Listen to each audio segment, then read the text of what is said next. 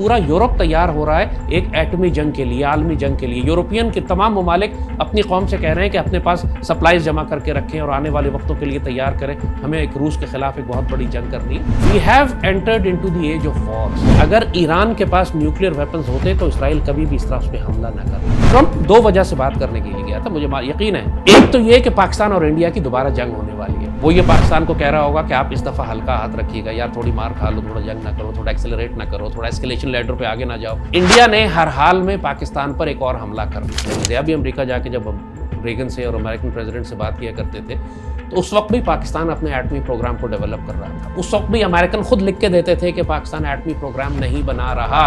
عمران خان مانگی نہیں گئی تھی. مسئلہ یہ ہے کہ وہ ایبسلیوٹلی نوٹ ایسی بات پہ کہہ رہا تھا جو کبھی آفر آئی نہیں تھی. عمران اور اس کے ساتھ جو ٹرائیو تھا باجوہ اور فیض کا, انہوں نے پاکستان بیچ دیا تھا. یہ غدار تھے تینوں. باجوہ کو کیوں چھوڑا ہوا ہے میری سمجھ میں نہیں آتا, لیکن عمران جیل میں ہے, فیض کا کورٹ مارشل ہو رہا ہے, کسی لمحے اس کو سزائے موت ہو جائے گی. تو عمران خان غدار ہے. غدار تو چھوٹا لفظ ہے اس کے لیے واللہ ہے. اور ایک غداری ہو تو ایک پھانسی ہوتی ہے اس کے اوپر, اس کی تو ہزار غداری ہے. It's a big statement you are giving. It's a fact. Ideally اس کو سزائے موت ملے گی. This is a big statement. کیا جسٹس قاضی فائز عیسیٰ نے ملک سے غداری کی؟ 100%. اس میں کوئی شبے کی بات نہیں. میں نے کہا نا یہ جوڈیشل ٹیررسٹ ہے. افتخار چودھری کا پالا ہوا یہ پالتو تھا. ایک امریکہ کا صدر پاکستانی فیلڈ مارشل کو کیوں بلا رہا ہے, پرائم منسٹر کو کیوں نہیں بلایا اس کو؟ کیونکہ پرائم منسٹر کہتا ہے کہ beggars can't be choosers. Imran will remain in jail. Imran ہمیشہ کے لیے انشاءاللہ کبھی باہر نہیں آئے گا. یہ پی ٹی آئی ڈسمینٹل ہو جائے گی. یہ بالکل اس کو بین کر دیا جائے. لوگ کہتے تھے پہلے عمران خان سب سے پاپولر لیڈر ہے. فیکٹ ہے کہ اس وقت فیلڈ مارشل سب سے پاپولر لیڈر ہے, اور قوم بھی ان سے یہی کہے گی کہ آپ نہ جائیں. I think that should be enough. بسم اللہ الرحمن الرحیم. السلام علیکم ناظرین, میں ہوں Qambar Zaidi. A B N کا خصوصی پوڈ کاسٹ آپ دیکھ رہے ہیں. ناظرین, کیا تیسری عالمی جنگ شروع ہونے والی ہے؟ اسرائیل نے جب سے ایران پہ پریمپٹیو سٹرائک کی ہے اس کے بعد سے ہم دیکھ رہے ہیں کہ ایران کی جانب سے مسلسل حملے کیے جا رہے ہیں. کیا امریکہ اس وار میں اگر آ جاتا ہے تو دیگر ممالک بھی اس میں شامل ہوں گے اور تیسری جنگ عظیم کا آغاز ہو چکا ہے؟ بہت سارے سوالات کھڑے ہوتے ہیں اس کے حوالے سے. ہمارا اسلام کیا کہتا ہے؟ کیا اینڈ آف ٹائمز جو ہیں وہ بالکل ہمارے سر پر آ کھڑا ہوا ہے, اور اب سے بعد آنے والی جو پیشن گوئیاں ہیں جو کہ رسول پاک صلی اللہ علیہ وسلم نے کی ہیں, ان کے حوالے سے آپ کو اس ویلاگ میں خصوصی طور پہ جانکاری دیں گے. ہمارے ساتھ زید حامد صاحب موجود ہیں, بڑے سینئر تجزیہ کار ہیں, اپنا ایک نیریٹو رکھتے ہیں, اپنی ایک رائے رکھتے ہیں تمام موضوعات پہ. خصوصاً بات کا آغاز کریں گے army chief general Asim Munir صاحب کی ٹرمپ سے ملاقات, ڈونلڈ ٹرمپ سے. اوول ہاؤس میں یہ ملاقات ہوئی. اس ملاقات میں کیا کچھ طے پایا ہوگا؟ یہ ملاقات پاکستان کے لیے کتنی اہم ہے, اس خطے کے لیے کتنی اہم ہے, اور آئندہ آنے والے دنوں میں آپ اس خطے میں کیا تبدیلیاں دیکھیں گے, اور خصوصی طور پر عالمی دنیا میں کیا تبدیلیاں دیکھیں گے؟ بہت شکریہ زید حامد صاحب ہمیں پروگرام میں جوائن کرنے کے لیے. کیا دیکھتے ہیں, کیا تیسری عالمی جنگ کا آغاز ہو چکا ہے؟ قمبر, تیسری عالمی جنگ کا آغاز تو پریکٹیکلی کووڈ کے ٹائم سے ہی شروع ہو چکا تھا, جب انہوں نے 2020 میں پوری دنیا میں یہ ایک بیماری کا بہانہ کر کے لاک ڈاؤنس لگائے اور پوری دنیا میں انسانوں کو وہ زہریلے انجیکشنز لگانے شروع کیے. ایک ڈی پاپولیشن ایجنڈا, یہ ایکچولی بگننگ تھی ورلڈ اکنامک فورم کے اس ایجنڈے کی کہ جس کے مطابق ایجنڈا 2030 تک انہوں نے پوری دنیا کو تباہ کرنا تھا. ہم لوگ سمجھتے ہیں یہ کنسپیریسی تھیوریز ہیں. آج مجھے لوگ کہتے ہیں کہ ہر وہ کنسپیریسی تھیوری جس کو ہم کنسپیریسی تھیوری سمجھتے تھے آج ہماری آنکھوں کے سامنے سچ ہوتی جا رہی ہے. کوئی یقین نہیں کر سکتا تھا 2020 سے پہلے کہ دنیا میں اس طرح کی جنگیں شروع ہو جائیں گی جیسے آپ بتا رہے ہیں کہ ابھی ہم دیکھ رہے ہیں کہ آپ نے سوال کر لیا کہ کیا ہم عالمی جنگ میں داخل ہو چکے ہیں. عالمی جنگ یوکرین سے ہائی انٹینسٹی کانفلکٹ شروع ہو گیا تھا. یوکرین کی جنگ کے بعد آپ نے دیکھا کہ مڈل ایسٹ میں جو جنگیں شروع ہوئیں, پہلے غزہ کو انہوں نے لٹرلی 4-5 ایٹم بم گرائے چھوٹے سے غزہ کے اوپر, پھر لبنان کو تباہ کیا, پھر سیریا کی حکومت تباہ ہوئی, اس کے بعد اب وہ جنگ ایران میں داخل ہو گئی ہے. یہ یقینی طور پر عالمی جنگ کی مختلف جنگیں ہیں. یہ سب مل کر اس وقت حال یہ ہے کہ کئی ایٹمی طاقتیں روس, چین اور پاکستان ایک جانب کھڑے ہیں, اور دوسری ایٹمی طاقتیں اسرائیل, نیٹو اور امریکہ ایک جانب کھڑے ہیں. یوکرین میں بھی بالکل یہی حال ہے. ہر تھوڑی دیر کے بعد آپ کو رشین پریزیڈنٹ ایٹمی جنگ کی دھمکی دیتا ہوا نظر آ رہا ہے. We are on the verge of a nuclear war. یہ تو اس میں کوئی ڈاؤٹ نہیں ہے, اس میں کوئی شبے کی بات نہیں ہے. جب بڑے بڑے لوگ, پوٹن جیسا اور امریکن پریزیڈنٹ اور اس کے بعد نیٹو کے تمام سربراہ، حتیٰ کہ نریندر مودی اور پاکستان کے ہونے والی جنگوں میں بھی جب کھل کر ایٹمی جنگوں کی بات ہو رہی ہے تو بات یہاں تک پہنچی کیسے، اتنی ایکسلریٹ کیسے کر گئی، یا اسکیلیشن لیڈر پہ ہم اتنا اوپر کیسے چلے گئے کہ اب ذرا سی بات پہ لوگ ایٹمی جنگ کی دھمکیاں دینا شروع کر دیتے ہیں، کہیں ٹیکٹیکل نیوز تو کہیں نیو. We are into a world war. ہم کو یہ ریالٹی اب سمجھ لینی چاہیے. ہماری قوم ابھی تک ڈیلوژن میں ہے، یہ سمجھ رہی ہے کہ پہلے والا دور ہے، کوئی پرابلم نہیں ہے، ہم اسی طرح زندگی گزاریں گے جیسے ہم گزارتے تھے. اس وقت while we are talking to each other دنیا کے 4 بڑے دارالحکومت ہیں جن پر بامبنگ ہو رہی ہے. تہران پر بامبنگ ہو رہی ہے، تل اویو پر بامبنگ ہو رہی ہے، ماسکو پر بامبنگ ہو رہی ہے، کیف پر بامبنگ ہو رہی ہے. تو اسٹل پیپل ڈونٹ ریئلائز پورا یورپ تیار ہو رہا ہے ایک ایٹمی جنگ کے لیے، عالمی جنگ کے لیے. یورپین کے تمام ممالک اپنی قوم سے کہہ رہے ہیں کہ اپنے پاس سپلائز جمع کر کے رکھیں اور آنے والے وقتوں کے لیے تیار کریں، ہمیں ایک روس کے خلاف ایک بہت بڑی جنگ کرنی ہے. We have entered into the age of wars. یہ یورپ میں بھی ہوں گی، مڈل ایسٹ میں بھی ہو رہی ہیں، پاکستان اور انڈیا کے درمیان بھی ہوگی، اور تائیوان اور چائنا میں بھی ہوگی. دنیا کا کوئی خطہ باقی نہیں بچے گا. یہی تو وہ ریالٹی ہے 20th سینچری کی ریالٹی. ان کا ورلڈ آرڈر، وہ یونائٹڈ نیشنز، وہ سیکیورٹی کاؤنسل، وہ ختم ہو چکی ہے. آپ مجھے یہ بتائیے نا کہ جنگیں جو پوری دنیا میں ہو رہی ہیں اس میں کہیں آپ کو UN کا کردار نظر آتا ہے؟ نہیں. سیکیورٹی کاؤنسل نہیں. انٹرنیشنل آرڈر جو بنایا گیا تھا پچھلی صدی میں سیکنڈ ورلڈ وار کے بعد، وہ کدھر ہے اس وقت؟ ٹوٹل ڈسمینٹل ہو چکا ہے. ٹوٹل ڈسمینٹل ہے. اس وقت ہر ملک اپنے طاقت کے زور پر اپنی فیصلے کر رہا ہے. پاور بلاکس بنائے جا رہے ہیں، الائنسز بنائے جا رہے ہیں، ڈیفنس پیکٹس کیے جا رہے ہیں، اور بدماشی ہے، صرف بدماشی ہے. اسرائیل جو کچھ کر رہا ہے فلسطین میں، مجھے بتائیے کیا کسی دنیا کے کسی قانون نے، کسی انٹرنیشنل لاء کا اس نے لحاظ کیا؟ اس نے جو لیبنان میں کیا، جو جس طریقے سے دہشت گرد بھیج کر انہوں نے سیریا میں حکومت کا تختہ الٹا اور اب ایران پر حملہ آور ہے، یہ کسی قانون کے تحت ہو رہا؟ یہ صرف بدماشی ہے. کوئی ملک دنیا کا اگر اپنی حفاظت خود نہیں کر سکتا یا اپنے اتحادی ایسے نہیں بنا سکتا تو پھر وہ سروائیو نہیں کر سکے گا. آپ سوچیں کہ ایک چھوٹا سا دہشت گردی کا فالس فلیگ آپریشن ہوتا ہے کشمیر میں، انڈیا میں، پہلگام کا واقعہ، اور انڈیا نے اس واقعے کو بنیاد بنا کر پاکستان پر حملہ کر دیا، اور ایسا حملہ کیا کہ ہم ایسکیلیشن لیڈر میں اتنا اوپر چلے گئے کہ اسٹریٹ اوے نیوکلیر ویپنز استعمال کرنے کی بات شروع ہو گئی. تو آپ سوچئے کہ اب جنگ کرنے کا تھریشولڈ بٹوین پاکستان اور انڈیا کے درمیان میں بھی اتنا کم ہو چکا ہے 2-3 دن کی مسافت کہ کوئی بھی فالس فلیگ آپریشن کر کے دونوں ملک باقاعدہ جنگ میں جا سکتے ہیں. اور وہ جنگ جو شروع ہوئی تھی، پہلا راؤنڈ جو ہم نے ان سے لڑا ہے. وٹ ڈو یو تھنک کہ یہ نیوکلیئر وار سب سے پہلے کہاں پہ ہوگی؟ آپ کی اپنی اسیسمنٹ کیا؟ آپ کی دیکھیں، دیٹ انٹائرلی ڈیپینڈس. اس وقت جو سب سے زیادہ پاسبلٹی نیوکلیئر ویپن استعمال کرنے کی ہے وہ ایران اور اسرائیل کے درمیان ہے. ایران اور وہ اس لیے کہ وہ جنگ ابھی بھی شروع ہوئی. What about Iran? ایران نے ڈکلیئر نہیں کیا. ایران نیوکلیئر ویپن سٹیٹ نہیں ہے. اگر ایران کے پاس نیوکلیئر ویپنز ہوتے تو اسرائیل کبھی بھی اس طرح اس پہ حملہ نہ کرتا. یہ یاد رکھیے گا. یہ حملہ اسی ملک پر کرتے ہیں جس کا ان کو بہت اچھی طرح پتا ہو کہ اس کے پاس ویپنز نہیں. پاکستان پر کیوں نہیں کرتے؟ یہ اس لیے کہ ان کو پتا ہے کہ پاکستان پر حملہ کرنے کے نتیجے میں ایک جواب ان کو ملے گا ہماری طرف سے، اور جو نیوکلیئر ہوگا. ایران پر انہوں نے جو حملہ کیا، Iran does not have a nuclear weapon yet. اس کے بعد ڈرٹی بام وہ بنا سکتا ہے، پلوٹونیم بام وہ ریڈیو ایکٹیو مٹیریل پھینک سکتا ہے اپنے میزائل میں ڈال کے. اس کے پاس نیوکلیئر بام نہیں ہے. وہ ڈرٹی بام بنا سکتا ہے. they will be successful Iran کو روکنے میں، اور ایران اٹامک بم کبھی بنا ہی نہیں سکے گا. دیکھیے، یہ تو ڈاکومنٹڈ پالیسی ہے. نتنیاہو کھل کے کہہ چکا ہے کہ کسی مسلمان ملک کو ایٹمی طاقت نہیں رہنے دیں گے یا بننے دیں گے. ڈاکومنٹڈ بات ہے یہ. ایران کو اس نے کہا تھا کہ ہم بننے نہیں دیں گے، اور پاکستان کو ہم نے کسی نہ کسی طرح تباہ کرنا ہے کہ اس کے پاس آلریڈی ہے. لہٰذا ہمارے لیے یہ جنگ ہو رہی ہے نا، ایران اور اسرائیل کی جنگ، یہ صرف ایران اور اسرائیل کی جنگ نہیں ہے. یہ ڈائریکٹ براہ راست ہمارے لیے نیشنل سیکیورٹی تھریٹ ہے کہ اگر ایران کی حکومت ختم ہوتی ہے اور یہاں پر شاہ آف ایران کے بیٹے کی حکومت آ جاتی ہے تو سمجھیے کہ ایک اور تل اویو تہران میں قائم ہو جائے گا.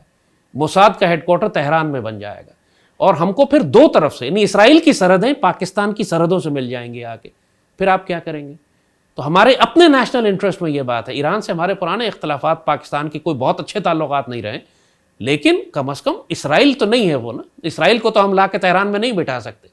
اگر تہران میں اسرائیل آ جاتا ہے اور یہاں پہ ہمارے مشرق میں ہندو زائنسٹ بیٹھے ہوئے ہیں اور جو پوری طرح آپس میں اتحاد کر رہے ہیں. regime change in Iran is disastrous for Pakistan. دیکھیے، ایران کے ایٹمی ہتھیاروں کو ختم کرنا تو ایک آبجیکٹیو ضرور تھا ان کا، لیکن وہ یہ دیکھ رہے ہیں کہ ایران کی ریاست اندر سے اتنی کمزور ہو چکی ہے، اس کے اندر اتنے غدار ہیں، صفوں میں اتنی خیانت ہے. آپ نے دیکھا کہ شروع میں ان کی تمام ملٹری اور نیوکلیئر جو قیادت تھی وہ قتل کر دی گئی ہے. جہاں وہ چھپنے کی کوشش کرتے ہیں اندر سے مخبری اور جاسوسی ہوتی ہے. اور آپ کو اب نظر آ رہا ہے کہ جب ایرانی حکومت ڈھونڈتی پھر رہی ہے جاسوسوں کو کہ بڑے بڑی ڈرون بنانے کی فیکٹریاں خود ایران کے اندر لگی ہوئی تھیں اور ایران کے اندر سے ڈرونز لانچ ہو رہے تھے, موساد آپریشنز تھے. جب یہ لیول پہ غداری اور خیانت ہو تو ریاست یہ دشمن کو یہ اپرچونٹی لگتی ہے کہ وہ رجیم چینج کر سکے. اگر ایران ایک ہارڈ سٹیٹ ہوتی تو صرف نیوکلیئر ویپنز تباہ کرنے تک اور جنگ کی حد تک بات محدود رہتی. لیکن اب نیتنیاہو کو he can smell the blood جسے کہتے ہیں, اب اسے خون کی بو آ رہی ہے. وہی سمجھتا ہے کہ وہ ایران میں رجیم چینج کر سکتا ہے.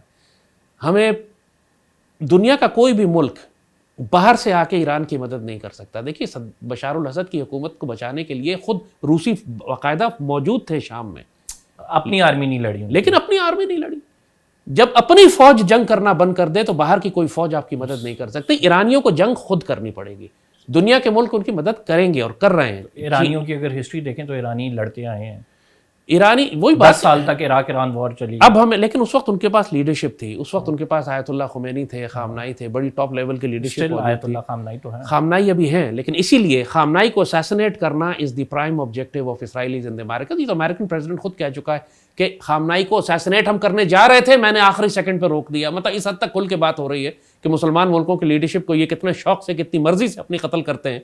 کہہ رہا ہے کہ ہم کسی بھی لمحے اسے قتل کر سکتے ہیں. یہ ٹرمپ کے الفاظ ہیں, ہمیں پتہ ہے وہ کہاں چھپا ہوا ہے. تو جب اس لیول پر بات آ جائے نا کہ مسلم لیڈرشپ کو یہ ڈیکیپیٹیٹ بھی کر رہے ہیں, رجیم چینج بھی لے کر آ رہے ہیں, اس کا نیوکلیئر ویپن پروگرام بھی ختم کر رہے ہیں, اس کو ڈس فنکشنل ہیڈ لیس اسٹیٹ بنا کے بالکل ایک گینگز, ملیٹنٹ گینگز اور ٹیررسٹ گروپس اور دہشت گرد گروپوں کے حوالے کر دیں گے, جس طرح سیریا کو انہوں نے کیا ہوا ہے اتنے عرصے سے, یا لیبیا کو انہوں نے کیا ہوا ہے. تو یہ ایران کے ساتھ کرنے جا رہے ہیں. یہ ہمارے لیے بہت خطرناک بات ہے, پاکستان کے لیے. ہمیں ہر صورت میں ایران کی مدد کرنی چاہیے. ہم نے سرکاری طور پہ تو پالیسی بیان دے دیا, اور کس طریقے سے ہم ان کی مدد کرتے ہیں یہ ہماری آرمی اور انٹیلیجنس جانتی ہے کہ کس طرح ہم نے کرنا ہے. چین جہاز بھر بھر کے میزائل اور ہتھیار اور سامان بھیج رہا ہے. روس نے بھی کھل کے کہا ہے, امریکہ کو وارن کیا کہ مت داخل ہونا. پاکستان کا سٹانس بھی بالکل واضح ہے. ہم نے ملیٹریلی ان کی مدد کی ہے یا نہیں کی اب نہ بھی مجھے معلوم ہے, نہ ایران نے ایکنالج کیا ہے, لیکن ڈیفینیٹلی ہم نے کچھ کیا ضرور ہے کہ ایرانی بہت خوش ہیں. ایرانی پارلیمان میں جب پاکستان زندہ باد کے نعرے لگ رہے ہیں تو یقینی طور پہ we have done something but we don't know what. What do you expect? کیا کیا ہوگا؟ ہم نے ان کو ڈیفینیٹلی, ہمارے پاس جو بہت بڑی اسٹرینتھ ہے وہ انٹیلیجنس گیدرنگ کی ہے. ہمارے جو early warning airborne systems ہیں جو بہت دور سے دیکھ لیتے ہیں دشمن کے جہازوں کو آتے ہوئے, ہم نے یقینی طور پر ان کو یہ انٹیلیجنس شیئرنگ کی ہوگی, ان کو وارن کیا ہوگا کہ دشمن کے جہاز اور طیارے آ رہے ہیں, ہم ان کو اس میں گائیڈ کر رہے ہوں گے. آپ نے دیکھا کہ ایران کے پاس اپنی کوئی ایئر فورس نہیں ہے, آپ نے دیکھا ان کے پاس اپنی کوئی پریکٹیکلی گراؤنڈ فورسز بھی نہیں ہے. وہ تو ملیشیاز کے اوپر زیادہ, یہ پاسداران پہ زیادہ ڈیپینڈ کرتے ہیں. پاسداران انقلاب, جی. ان لوگوں نے اپنی ایئر فورس کیوں نہیں بنائی, میری سمجھ سے باہر ہے یہ بات ہے. انہوں نے میزائل فورسز پہ کام کیا, انہوں نے ڈرونز پہ کام کیا, ایئر فورس کیوں نہیں بنائی واللہ مجھے نہیں سمجھ میں آتی یہ بات. They should have developed a strong air force. یہ بات 50 سال تک دنیا سے کٹا رہا, اس سے فرق نہیں پڑتا. ایسا نہیں ہے وہ کٹے ہوئے نہیں تھے. جب کٹے ہوئے تھے تو میزائل کیسے بنا رہے تھے, کٹے ہوئے تھے تو آج چائنا جہاز کیسے لے کر جہاز بھر. انہوں نے کمپیریٹیولی ایک چیز پہ اپنی فوکس کیا, انہوں نے فوکس غلط رکھا. کٹے ہوئے نہیں تھے کیونکہ کٹے ہونے کے باوجود وہ پوری دنیا کو تیل اور گیس بیچ رہے تھے. کٹے ہونے کے باوجود چین کے ساتھ اور روس کے ساتھ ان کے تعلقات تھے. پابندیاں تو امریکہ نے لگائی تھی, روس اور چین نے تو نہیں. آج بھی جیسے کہا کہ چین کے جہاز بھر بھر کے اسلحہ پہنچ رہا ہے, یہ پہلے بھی آ سکتا تھا, پہلے بھی یہ کام کر سکتے تھے. ہم نے انٹیلیجنس شیئرنگ, انٹیلیجنس گیدرنگ ان کے ساتھ کی ہے اور اس کا ایران کو فائدہ ہوا ہے اور پارلیمنٹ میں نعرے لگے ہیں. That what you think, what do you think کہ اگر آرمی چیف کو جو ڈونلڈ ٹرمپ بلاتے ہیں تو کس وجہ سے بلاتے ہیں, کیا وہ چاہتے ہیں ڈونلڈ ٹرمپ آرمی چیف سے ہمارے, اور پاکستان اس سارے میں کیا رول پلے کر سکتا؟ یہ خبر اس وقت فیلڈ مارشل عاصم جو ہے ساؤتھ ایشیا میں سب سے طاقتور لیڈر ہیں, سمجھیے اس بات کو. انڈیا کا جو ڈھکوسلا تھا, جو انڈیا نے اتنے عرصے دنیا کے آگے ڈھکوسلا بنایا ہوا تھا کہ ہم ایک طاقتور ملک ہیں کہ جو چین کے مقابلے پر کھڑے ہو رہے ہیں اور بلو واٹر نیوی رکھی ہوئی ہے ہم نے, اور پوری دنیا, ہماری اکانومی $5 ٹریلین کی جا رہی ہے, اور دنیا میں یورپ کو اگر ڈیل کرنا ہے ساؤتھ ایشیا میں تو وہ انڈیا سے ڈیل کرے, کیونکہ انڈیا ایک ایسی طاقت ہے کہ جو یورپ کے اور امریکہ کے انٹرسٹ پروٹیکٹ کر سکتی ہے. اس سارے ڈھکوسلے کو, اس فراڈ کو پاکستان نے 2 دن کی جنگ میں بھگ سے اڑا کے پھینک دیا. جس طرح ہم نے انڈیا کو ذلیل کیا ہے, پوری دنیا آپ دیکھ رہے ہیں کہ پاکستان کو قدر اور رسپیکٹ کی نگاہ سے دیکھ رہی ہے. پوری دنیا پاکستان کو سیریس لینے لگی ہے. پاکستانی ایئرپورٹس کے اوپر جاتے ہیں تو کہتے ہیں پہلی دفعہ ہمیں اپنے پاسپورٹ اور اپنے جھنڈے کی عزت محسوس ہونا شروع ہوئی ہے کہ لوگ ہمیں, سعودی بچے جو ہیں پاکستانی بچوں کے کپڑے پہن کر نعرے لگاتے پھر رہے نا پاکستانی معافی خوف دنیا. یہ پوری دنیا میں ایک جو رسپیکٹ آپ کی بڑھی ہے صرف اس لیے کہ ریسٹور ہوئی ہے اور بڑھ گئی ہے, magnified many time. Pakistan has emerged as the leading power in South Asia. India سے زیادہ بڑی آرگنائزڈ روتھلیس لیتھل پاور دنیا اب پاکستان کو سمجھ رہی ہے, انڈیا کو نہیں. ظاہر ہے باقی ساؤتھ ایشیا میں تو اور کوئی ملک ہی نہیں ہے نا, نیپال ہے, برما ہے, بھوٹان ہے, سری لنکا ہے, ان کی تو کوئی حیثیت نہیں ہے. انڈیا اور پاکستان کا کمپٹیشن تھا. انڈیا یہ پروجیکٹ کرتا تھا کہ they are the leaders of South Asia. اب وہ رول چینج ہو کے پاکستان کے پاس آ گیا. تو اب پوری دنیا کے لیڈرز پاکستان سے بات کرنا چاہتے ہیں اور پاکستان کے بھی فیلڈ مارشل سے بات کرنا چاہتے ہیں. ٹرمپ 2 وجہ سے بات کرنے کے لیے گیا تھا, مجھے یقین ہے وہ کہ مجھے کوئی فارمل انفارمیشن نہیں ہے. ایک تو یہ کہ پاکستان اور انڈیا کی دوبارہ جنگ ہونے والی ہے. وہ یہ پاکستان کو کہہ رہا ہوگا کہ آپ اس دفعہ ہلکا ہاتھ رکھیے گا یار, تھوڑی مار کھا لو, تھوڑا جنگ نہ کرو, تھوڑا ایکسیلریٹ نہ کرو, تھوڑا اسکیلیشن لیڈر پہ آگے نہ جاؤ.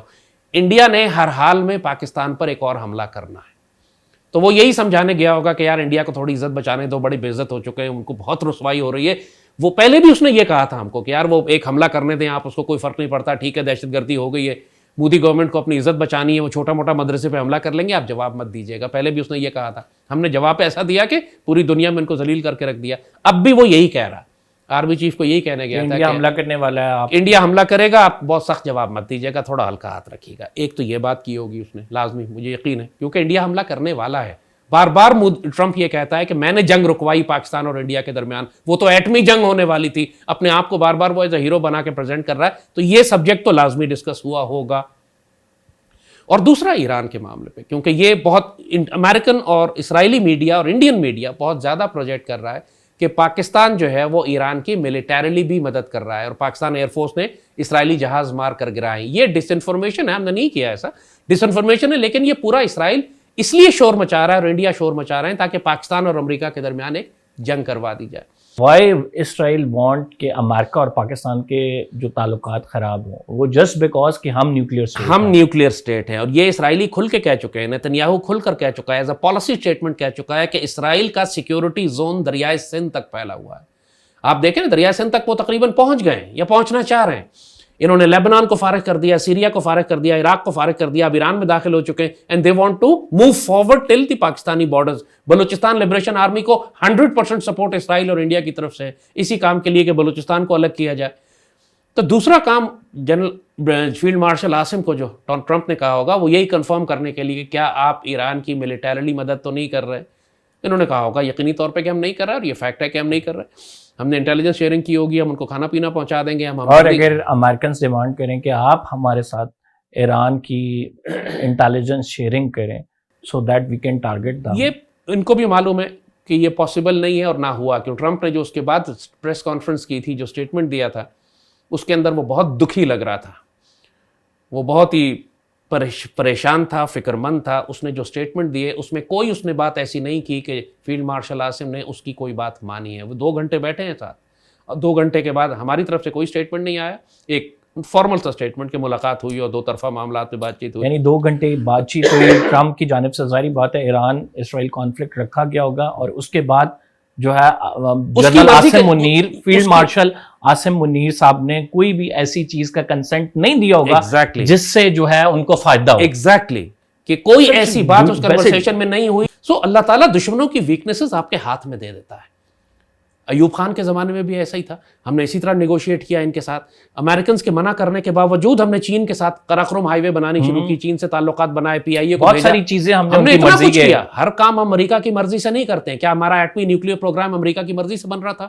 کیا ہم جو پاکستان نے بہت روکا ہے, انہوں نے آخر تک کوششیں کرتے رہے, لیکن پاکستان نے کی. ہینری کیسنجر نے یہاں تک آ کے کہا تھا کہ we'll make a horrible example out of you, پھر بھی ہم نے بنایا.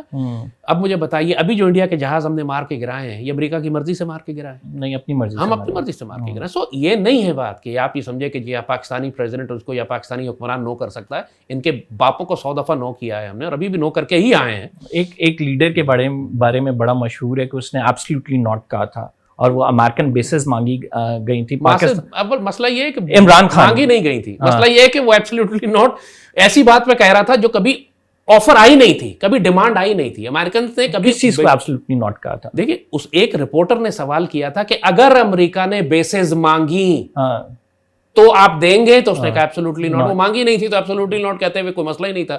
تو مانگتے تو پھر پتہ چلتا. لیکن پھر بھی do you think it's a courageous act یہ کریجس ایکٹ تھا, خالی ایبسولوٹلی ناٹ کہہ دینا کریجس ایکٹ ہوتا ہے. جب آپ کو پتا ہے کوئی رسک ہی نہیں ہے اس کا. کریجس ایکٹ اس وقت ہوتا کہ جب مودی نے آرٹیکل 370 وائلیٹ کر کے کشمیر پر قبضہ کر لیا. دیٹ واز دا مومنٹ جب تم نے کہنا تھا کہ we are declaring war on India. اس وقت ہی کہتا ہے کیا میں حملہ کر دوں, میں کلبھوشن کو اگلے دن واپس کر دیا. اس کے بعد کہا جی میں تو حملہ کر ہی نہیں سکتا, جس نے کشمیری مجاہدین کی مدد کی وہ ظلم کرے گا پاکستان سے. نہیں تو اگر جنرل باجوہ کہتے ہیں کہ ہمارے ٹینکوں کو زنگ لگا ہوا تھا اور سپہ سالار کی جانب سے ایسی سٹیٹمنٹس آتی ہیں تو اس کو کس طرح سے سپہ سالار کو کس نے ایکسٹینشن دی تھی؟ عمران نہیں دی تھی نا. فیض کو ایکسٹینشن کس نے دی تھی؟ فیض کو چیف کون بنانا چاہتا تھا؟ عمران بنانا چاہتا تھا. آج فیض جیل میں کورٹ مارشل کیوں ہو رہا ہے؟ اس کا غداری کی وجہ سے کورٹ مارشل ہو رہا ہے نا. پاکستان کو بٹریل کرنے کی وجہ سے کورٹ مارشل ہو رہا ہے. کبھی پاکستان کی تاریخ میں آپ نے دیکھا ہے کہ ایک D G I S I کا ریٹائرمنٹ کے فوراً بعد کورٹ مارشل کر دیا جائے؟ کیوں آرمی کر رہی ہے؟ آپ سوچیں نا اس بات کو. اس وجہ سے ہو رہا ہے کہ عمران اور اس کے ساتھ جو ٹرائیو تھا باجوہ اور فیض کا, انہوں نے پاکستان بیچ دیا تھا. یہ غدار تھے تینوں. باجوہ کو کیوں چھوڑا ہوا ہے میری سمجھ میں نہیں آتا, لیکن عمران جیل میں ہے, فیض کا کورٹ مارشل ہو رہا ہے, کسی لمحے اس کو سزائے موت ہو جائے گی. تو عمران خان غدار ہیں؟ غدار تو چھوٹا لفظ ہے اس کے لیے واللہ ہے. اور ایک غداری ہو تو ایک پھانسی ہوتی ہے اس کے اوپر. اس کی تو 1000 غداریاں ہیں. کس کس غداری پہ اس کو پھانسی دیں گے؟ اتنی دفعہ تو لٹکا بھی نہیں سکتے اس کو. لیٹس ٹاک اباؤٹ کہ کیا کیا غداری ہے, کیا کیا نہیں ہے. میں سوال کرتا ہوں کیا کیا نہیں ہے. پہلی بات کشمیر اٹھا لیجئے. آپ کی شہرگ ہے, بغیر لڑے اس نے انڈیا کو دے دیا. آرٹیکل 370 وائلیٹ کر کے انڈیا نے کشمیر انیکس کر لیا. پاکستان نے کیا رسپانس دیا؟ سڑک کے نام بدل دیتے ہیں. آپ کے خیال میں یہ غداری نہیں ہے؟ افغان طالب امریکنز نکلے افغانستان سے, امریکنز نکل رہے تھے, پھنس گئے تھے, طالبان نے کابل پہ کیپچر کر لیا تھا. اس نے جہاز بھیجے پی آئی اے کے سارے Afghan government, N D S, Ashraf Ghani, Hamid Karzai کے وہ سارے غدار اور جاسوس جو سالوں سے پاکستان کے خلاف جنگ کر رہے تھے, ان کو پی آئی اے کے جہازوں میں بھر بھر کے اٹھا کے یہ اسلام آباد لے کر آیا. پھر اسلام آباد وہاں کابل کو مجاہدین نے ٹیک اوور کیا. اس نے ان کو ذلیل کیا, ان کو ریکگنائز نہیں کیا, بلکہ یہ کہا کہ جہنم کے کتے خوارج جو 40,000 افغانستان میں ہیں ان کو لا کر میں پاکستان میں آباد کروں گا. یہ جو دوبارہ جنگ شروع ہو گئی ہے پاکستان کے اندر, یہ ماشاءاللہ عمران کی وہ پالیسی کہ ہم نے ان سے بات چیت کرنی ہے, پشاور میں ان کا دفتر کھولنا ہے, اور ہم نے افغان طالبان کو ریکگنائز نہیں کرنا, لیکن جہنم کے کتوں کو لا کے پاکستان میں آباد کرنا ہے. یہ جنگ جو آج ہم دیکھ رہے ہیں, ٹانک ڈیرہ اسماعیل خان وزیر, یہ سارے گنڈا پور کے علاقوں میں لا کر کو سیٹل کیا اس نے. یہ دوسری غداری. تیسری غداری, اسٹیٹ بینک فروخت کر دیا اس نے آئی ایم ایف کو. پاکستان گورنمنٹ کے کنٹرول میں اسٹیٹ بینک نہیں ہے اس وقت. آپ اسٹیٹ بینک کے گورنر کو وہ سارا پاکستان کا پیسہ اٹھا کے لے جائے, چوری کر لے, آپ کسی پاکستانی عدالت میں اس کو سزا نہیں دے سکتے. باقاعدہ لا چینج کیا گیا کہ اسٹیٹ بینک کو گورنمنٹ آف پاکستان کے کنٹرول سے باہر نکالا جا رہا ہے. یہ غداری نہیں, اپنا خزانہ آپ نے یہودیوں کو دے دیا. آپ کے مطابق مطلب یہ ساری چیزیں غداری ہیں, تو ان کے مقدمات کیوں نہیں بنے؟ کیوں 190 ملین کو ہم رو رہے ہیں؟ پھر ہم کیوں جو ہے وہ عدت والے کیس کو رو رہے ہیں؟ ہم پھر کیوں ایسے کیسز بنا رہے ہیں کہ جس میں عوام بھی دیکھتی ہے, وہ کہتے ہیں کہ یہ کیا ہے یار؟ قمر, ذوالفقار علی بھٹو کے بارے میں دنیا کہتی تھی کہ he is a man who is born to be hanged. Bhutto کے اتنے جرائم تھے, پاکستان توڑنے سے لے کر پاکستان میں بغاوت کرانے, پاکستان توڑنے, خانہ جنگی کرنے, پاکستان کی پوری انڈسٹریل گروتھ کو تباہ کرنے, جو ایک رات میں آ کے اس نے نیشنلائزیشن کر لی تھی. ایوب خان کے زمانے میں ہم نے جو اتنی, پاکستان ایک انڈسٹریل سپر پاور بن چکا تھا, ایک رات میں آ کے اس نے سب کچھ نیشنلائز کر لیا, ختم کر لیا. بھٹو کو بھی 50,000 دفعہ پھانسی دینی ہوتی, لیکن ایک مقدمہ اس کی جان کو آ گیا, احمد رضا قصوری کے والد کے قتل کا کیس. ٹھیک ہے, ایک کیس میں پکڑا کر کے اس کو پھانسی چڑھا دیا. بات یہ ہے کہ ان لوگوں کے گناہ اتنے ہوتے ہیں کہ دنیا کی کوئی عدالت ان کو ہر مقدمے میں سزا دے نہیں سکتی. آئیڈیلی عمران پر ٹریزن کا کیس ہی ہونا چاہیے تھا. I totally agree with you. مگر انہوں نے ان کیسز کو ٹریزن بناتے تو وہ کہتے ہیں کہ یہ پولیٹیکل کیس بن رہے ہیں. انہوں نے اس پہ کرپشن کے کیسز بنائے, ان پہ مس مینجمنٹ اور بیڈ گورننس اور اس کے کیس بنائے, تو سزائے موت تو نہیں دے رہے اس کو. انہوں نے خام خواہ اس کو جیل میں رکھا ہوا ہے, آئسولیٹ کر دیا, الگ کر دیا. وہ ثابت بھی تو نہیں ہو رہی نا. آئیڈیلی اس کو سزائے موت ہونی چاہیے آن ٹریزن کیسز. بہت بڑی جس آخر کورٹ مارشل آف فیض کا کیوں کر رہے ہیں؟ آرمی کیوں کورٹ مارشل کر رہی ہے؟ یہ پرائم منسٹر تھا نا, یہ تو نہیں کہہ سکتا کہ مجھے کچھ پتہ ہی نہیں تھا, مجھے کچھ معلوم ہی نہیں ہے. جو جرائم فیض کے ہیں وہی جرائم عمران کے ہیں. عمران تو اس کو چیف بنانا چاہتا تھا, پوری آرمی کو تباہ کیا, پوری آئی ایس آئی کو تباہ کیا اس نے, صرف اس لیے کہ فیض کو اگلا چیف بنانا تھا. This is a big statement you are giving. Ideally اس کو سزائے موت ہونی چاہیے. This is a big statement. ہمارے ملک, یہ بڑا انفارچونیٹ ہے کہ ہمارا ملک جو سیاسی قائدین ہیں ان کو اقتدار سے بھی ہٹایا جاتا ہے, ان کو پھانسی بھی چڑھایا جاتا رہا, لیکن یہ اکاؤنٹیبلٹی ہم نے ان لوگوں کی نہیں دیکھی جنہوں نے اس ملک کا یہاں تک کے حال کیا. قمر, ہمارے لیے انفارچونیٹ ہے, بد نصیبی ہے کہ پاکستان میں غداروں کو سزا نہیں دی جاتی. کیا پاکستان میں غداری نہیں ہے؟ بتاؤ مجھے, غداری ہے یا نہیں ہے؟ نہیں ہے, بالکل ہے. تو آج تک پاکستان کی تاریخ میں کسی کو غداری کے مقدمے پہ سزا کیوں نہیں دی گئی؟ کیونکہ ہم غداروں کو پالتے ہیں.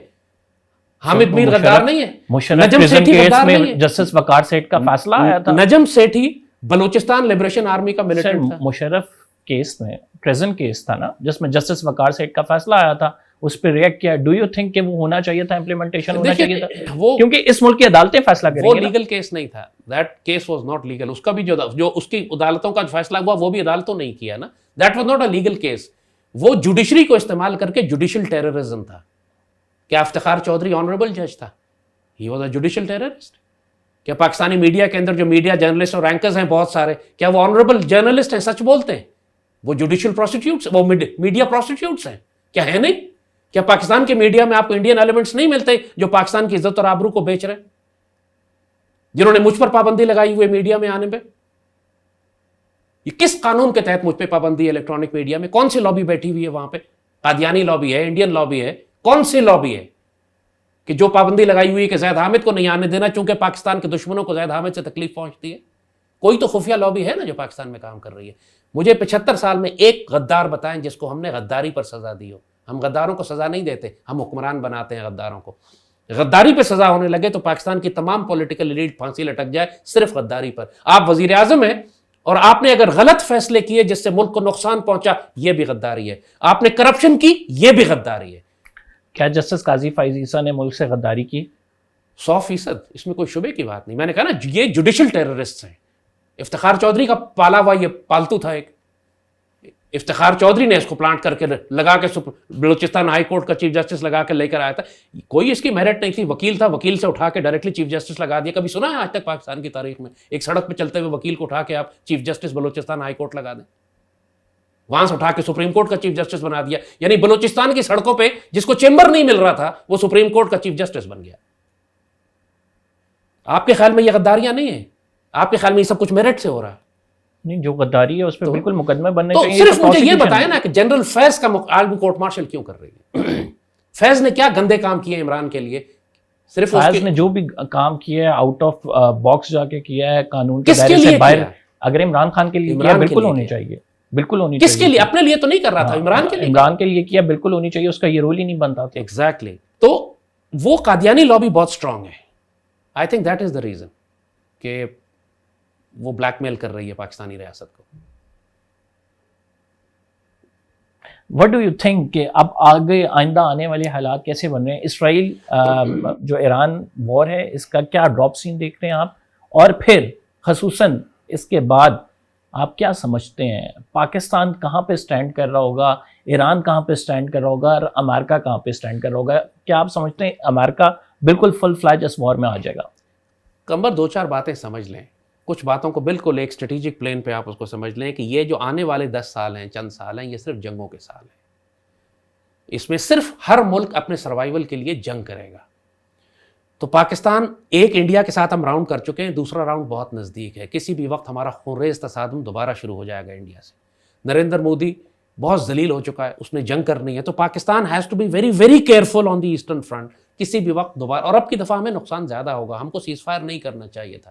جب ہم نے ان کو بری طرح سے مارا تھا, ان کی ایئر فورس کو گراؤنڈ کر دیا تھا, امریکہ کے ٹرمپ کے کہنے پہ ہم نے سیز فائر کر لیا گڈ ول کرنے کے چکر میں. اسی لیے ٹرمپ بڑا خوش تھا کہ میں نے جنگ رکوا دی. لیکن وی ڈنٹ ریئلائز دیٹ کہ اب آپ نے موقع دے دیا اس زخمی سانپ کو کہ پیچھے ہٹے, ری گروپ کرے, ری آرگنائز کرے اور دوبارہ سے اٹیک کرے. اب ہمیں زیادہ نقصان ہوگا. اب وہ نئی اسٹریٹجی کے ساتھ آئے گا. اب وہ ایئر فورس کو آگے نہیں رکھے گا. اب وہ کروز میزائلز اور ڈرون سے حملہ کرے گا. وہ دیکھ رہا ہے ایران عراق جنگ کو بہت زور سے کہ ایران صرف بغیر ایئر فورس کے بھی صرف اپنے میزائلوں سے کتنا نقصان پہنچا سکتا ہے, کہ ایون اسرائیل جیسے ملک کا بھی ایئر ڈیفنس کام نہیں کر رہا. دیکھ لیا نا, یہ بہت بڑا ایک میسج ہے پوری دنیا کے لیے کہ اسرائیل جس کا ایئر ڈیفنس پوری دنیا میں مشہور تھا کہ آئرن ڈوم اس کے پاس ہے, ڈیوڈ سلنگ اس کے پاس ہے, پیٹریوٹ اس کے پاس ہے, تھارڈ اس کے پاس ہے, اس کے باوجود اپنا ایئر ڈیفنس نہیں کر سک رہا. تو آپ کے خیال میں جتنا ایئر ڈیفنس اسرائیل کے پاس ہے, کیا اس سے زیادہ طاقتور ہمارا ایئر ڈیفنس ہے؟ इंडिया यही स्ट्रैटेजी देख रहा है कि अगर ओवरवेलम कर दे हमारे एयर डिफेंस को, हजारों की तादाद में बैलिस्टिक मिसाइल और ड्रोन्स भेजे, तो फिर पाकिस्तान किस हद तक डिफेंड कर सकेगा. अब वो स्ट्रैटेजी चेंज करेगा, वो ground forces. We had this recent episode India के साथ जो हुआ, नेक्स्ट एपिसोड आप कब एक्सपेक्ट करें? Any day. इंडिया हर रोज नो टाइम देता है, नोटिस टू एयरमैन, वो जो एयर एक्सरसाइज कर रहा है. In coming years? नहीं, I am talking about weeks, days. India की जानब से हमला होगा डेज. मुझे आई वाज एक्सपेक्टिंग कि इस बकरीद पे होगा, और इस बकरीद पे होते होते रह गया. They saw we were prepared, उनकी अपनी कोई प्रिपरेशंस में कमी थी, वरना बकरीद पे हो जाना चाहिए था. I am expecting in the next 10-15 days we will get into another war with India. 10-15 दिन में, लंबी बात नहीं कर रहा. और इस सूरत हाल में जब ईरान की जंग इसराइल के साथ शुरू हो गई है, तो पाकिस्तान के लिए वेस्टर्न बॉर्डर्स बहुत खतरनाक हद तक इनसिक्योर हो गए हैं, क्योंकि इस वक्त वहाँ इसराइली तैयारे हमारे बॉर्डर्स के बहुत नज़दीक तक आ रहे हैं, और उनके मिसाइल और उनके तैयारे they are coming very very close to Pakistan. Mashhad तक उन्होंने बॉम्बिंग की है आके, खुरासान के प्रोविंस तक वो लोग दाखिल हो गए हैं, बलूचिस्तान तक इसराइलीज आके बॉम्बिंग कर रहे हैं. और बलूचिस्तान लिबरेशन आर्मी वैसे ही इसराइली एसेट है, हमें बहुत नुकसान पहुंचा रही है बलूचिस्तान के अंदर. हमारे लिए बहुत बड़ा क्राइसिस खड़ा हो गया. Pakistan has no choice but to support Iran. हमें ईरान की मदद करनी है, हमारा वेस्टर्न फ्लैंक हमें अपना महफूज करना है. लेकिन बात वो ये है कि अगर ईरानी जंग नहीं करते तो फिर हम उनकी मदद नहीं कर सकते. जंग उनको खुद करनी है. अगर उनकी सफ़ों में गद्दारी है और उनकी लीडरशिप मारी जाती है, then nobody can help them. लेकिन हमने कोई चाइना और रशिया के साथ तक ड्रैग होंगे. देखिए, nobody wants to leave Iran to America, सीधी सी बात है. बहुत बड़े स्ट्रेटेजिक इंटरेस्ट हैं ईरान के भी और रशिया के भी, दोनों ने थ्रेट किया है. चाइनीज तो डायरेक्टली इन्वॉल्व भी हो गए हैं, बाकायदा जैसे कहा कि जहाज भर भर के असला भेज रहे हैं. अब मिलिटरीली कितने इन्वॉल्व होते हैं ये तो अमेरिका की इन्वॉल्वमेंट के बाद पता चलेगा. अभी तक अमेरिका ने भी थ्रेट किया है, दाखिल तो नहीं हुआ. चाइना की जानिब से भी स्टेटमेंट दी गई कि अमेरिका के बगैर भी दुनिया आगे बढ़ सकती है. रशिया ने भी एक स्टेटमेंट दी और कहा कि जो अमेरिका का रोल है वो खित्ते में बदअमनी फैला रहा है. क्या ये महज स्टेटमेंट तक बात रहेगी? ईरान पे अगर अमेरिका बराह रास्त हमला करता तो क्या रशिया, जो कि कीव में राइट नाउ इन्वॉल्व है, यूक्रेन के साथ है, और चाइना ताइवान के साथ अभी राइट नाउ इन्वॉल्व है, आप समझते हैं कि वो दोनों अपने फ्रंट छोड़ के ईरान की मदद करेंगे मिलिटरीली? देखिए, इस वक्त मैंने कहा ना कि हर चीज़, सारी पॉसिबिलिटीज ओपन है. जो एयरक्राफ्ट कैरियर इन्होंने ताइवान के पास रखा हुआ था अमेरिका ने, उस एयरक्राफ्ट कैरियर को ये ताइवान से निकाल कर बहिरे अरब में लेकर आ गए ईरान के सामने. अब चाइना के लिए ताइवान लेना बच्चों वाली बात है. वहाँ कोई एयरक्राफ्ट कैरियर ही नहीं, कोई बैटल ग्रुप ही नहीं है रशिया अमेरिकन का कि जो ताइवान को डिफेंड करे. बहुत सारी पॉसिबिलिटीज़ हैं. चाइना वह ताइवान पर रिस्पॉन्स दे सकता है.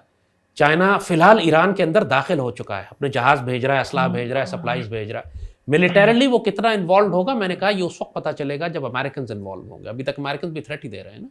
लेकिन रशिया और चाइना और पाकिस्तान 3 एटमी ताकतें हैं जो ईरान के साथ हैं. किसी सूरत में ईरान को अमेरिकन कैंप में नहीं भेज सकती, हमारे लिए सीरियस प्रॉब्लम हो जाएगी. तो मिल के हम क्या स्ट्रेटजी बनाते हैं, जाहिर है वो हमें नहीं बताएंगे. ऑन ग्राउंड आपको रिजल्ट नजर आएगा, बोलेगा कोई भी नहीं. जिस तरह चाइना ने अभी तक ऐलान नहीं किया कि हम जहाज भर भर के हथियार भेज रहे हैं, वो तो ट्रांसपॉन्डर ऑफ कर देते हैं अपने जहाज़ों का. किसी अननोन एयरक्राफ्ट होता है जो क्या कि ईरान में लैंड करता है. So nobody will tell you, but you will see the result. जब आप ये देख रहे हैं कि अब एक नया किस्म का, कल से ईरान ने एक नया किस्म का हाइपरसोनिक मिसाइल इस्तेमाल किया है, सुपरसोनिक, कि जो एटमॉस्फेयर से जाके वापस आता है और री एंट्री व्हीकल है, उसमें दोबारा से जाके वापस दोबारा दाखिल होता है. पूरी इसराइल और अमेरिका में पैनिक हो गया है कि ईरान के पास ये हथियार कहाँ से आए. जाहिर है ईरान के पास ये नहीं थे. ये हथियार उन जहाज़ों में आ रहे हैं कि जो चाइना भेज रहा है भर भर के इस वक्त, और इन्होंने इस्तेमाल किए हैं इसराइल के ख़िलाफ़. ये जंग, एटमी जंग बने या ना बने, कन्वेंशनल और रिवायती हथियारों में ही अभी तक लड़ी जा रही है. इतनी खौफनाक है, जैसे कहा कि बड़े बड़े कैपिटल्स को ये खंडर बना देगी. इस वक्त ईरान पे बॉम्बिंग हो रही है, जेरूसलम पे है, मॉस्को पे है, कीव पे है. तो ये जंग अब बिल्कुल डिफरेंट डायमेंशन में पूरी दुनिया दाखिल हो चुकी है. पाकिस्तानियों को ज़हनी तौर पर अपने आप को अब एक खौफनाक आलमी जंग के लिए तैयार करना है. हमें डिफेंस बजट कम नहीं करना, बढ़ाना है. अपनी फ़ौजों की तादाद बढ़ानी है. अपनी कौम को नेशनल डिफेंस और cadet corps, national cadet corps, women's guard, इनकी तरबियत देनी है. सिविल डिफेंस और सर्वाइवल की ट्रेनिंग देनी है. आप पूरे पाकिस्तान में एक भी बम शेल्टर नहीं है, आप नोट करें. इसराइल पे इतने बम गिर रहे हैं, एक खबीस खंजीर नहीं मरता. क्यों नहीं मरता? इसलिए कि उन्होंने हर इमारत के नीचे उन्होंने बम शेल्टर्स बनाए हुए हैं. तेहरान में कोई बम शेल्टर नहीं है, पाकिस्तान में कोई बम शेल्टर नहीं है. अगर हमारी जंग शुरू हो गई, जिस तरह इंडिया ने अगर इसराइल का और ईरान वाली जंग के जरिए उन्होंने बैलिस्टिक मिसाइल्स और ड्रोन्स भेजना शुरू किए, पाकिस्तानी कौम कहाँ छुपेगी जाके? हमारे तो डेंसली पॉपुलेटेड अर्बन एरियाज़ हैं, कोई शेल्टर नहीं है हमारे पास. ہم لوگوں نے جنگ کی تیاری ہی نہیں کی. باجوہ کے دور میں, عمران کے دور میں اگین جو آپ غداری پوچھتے ہیں نا, ایک سب سے بڑی غداری یہ تھی کہ باجوہ نے نیشنل سیکیورٹی ڈاکٹرائن لکھوائی تھی ایک عمران نے کہ بھارت کے ساتھ ہم 100 سال کا امن کریں گے. محمود یوسف کے ذریعے, آپ کو یاد ہوگا, اس کو نیشنل سیکیورٹی ایڈوائزر لگایا تھا, اور 100 سال کا امن کرنے جا رہے تھے. اس نے کشمیر ضبط کر لیا, اس نے کشمیر پر قبضہ کر لیا, اور یہ بھارت کے ساتھ 100 سال کا امن کرنے جا رہے ہیں. مجھے بتائیں غداری اور کس کو کہتے ہیں؟ مجھے یہ بتائیں کہ what if Ayatollah Khamenei is assassinated؟ Iran dismantle ہو جائے گا. آیت اللہ خامنائی کو اسیسنیٹ یہ کرنا چاہتے ہیں, جس طرح انہوں نے دیکھے نا, حزب اللہ ڈسمینٹل اس وقت ہو گئی جب حسن نصر اللہ کو انہوں نے قتل کر دیا. حسن نصر اللہ کے اسٹیچر کا کوئی اور آدمی تھا ہی نہیں حزب اللہ میں. نمبر 2 ایک اس کا بہنوئی انہوں نے لگایا, اس کو بھی تیسرے دن مار دیا, پھر ختم ہو گئی. حزب اللہ آپ دیکھ رہے ہیں بالکل خاموش, سانس بند کر کے بیٹھی ہوئی ہے. جو اسرائیل کا سب سے بڑا, ایران کا سب سے بڑا ایران از اے ٹوٹلی ڈفرنٹ اسٹوری. مطلب حزب اللہ کا اگر ہم دیکھیں, لبنان ایک چھوٹا سا ہے, ایران بہت بڑا. میں آپ کو مثال دے رہا ہوں, میں کو جب نمبر 2 نہیں ہوتا آپ کے پاس, ایک فگر اسٹیچر اتنا بڑا ہوتا ہے, خامنائی کا نمبر 2 کوئی نہیں ہے ایران میں. آپ مجھے بتائیں کوئی نمبر 2 آپ جانتے ہیں ایران میں؟ سکسیسر نہیں ہے, وہ دے دو successor. But they have the council جو کہ ان کو وہ ٹھیک ہے, لیکن جیسے کہا کہ بہت سارے فیکٹرز ہیں اندر. غدار بھی ان کے بہت بھرے ہوئے ہیں, شاہ کے بھی بہت زیادہ سپورٹ ہے وہاں پہ, لبرل اور سیکولر طبقہ بھی بہت ہے. جو ان کے ریلیجیس کلرجی ہے, خامنائی کا جو پاسداران وغیرہ ہیں, انہوں نے خاصی سختی سے ایران کو کنٹرول کیا ہوا ہے. اگر یہ ذرا سا ہلکا ہاتھ کریں تو ایران میں بڑی بغاوتیں ہو جائیں.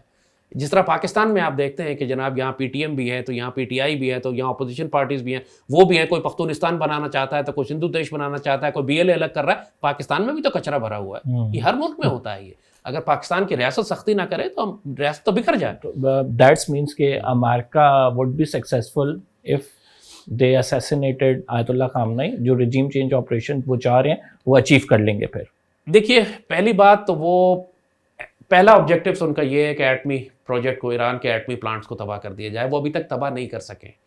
جو اسرائیل کے پاس بامز ہیں وہ اتنا ڈیپ پینیٹریٹ نہیں کر پا رہے, اس لیے وہ امریکہ کو چاہ رہا ہے کہ اندر آئے اور ان کے جو ڈیپ ایٹمی بنکرز بنے ہوئے ہیں جہاں پہ وہ کام کر رہے ہیں اپنا, اس کو تباہ کرے.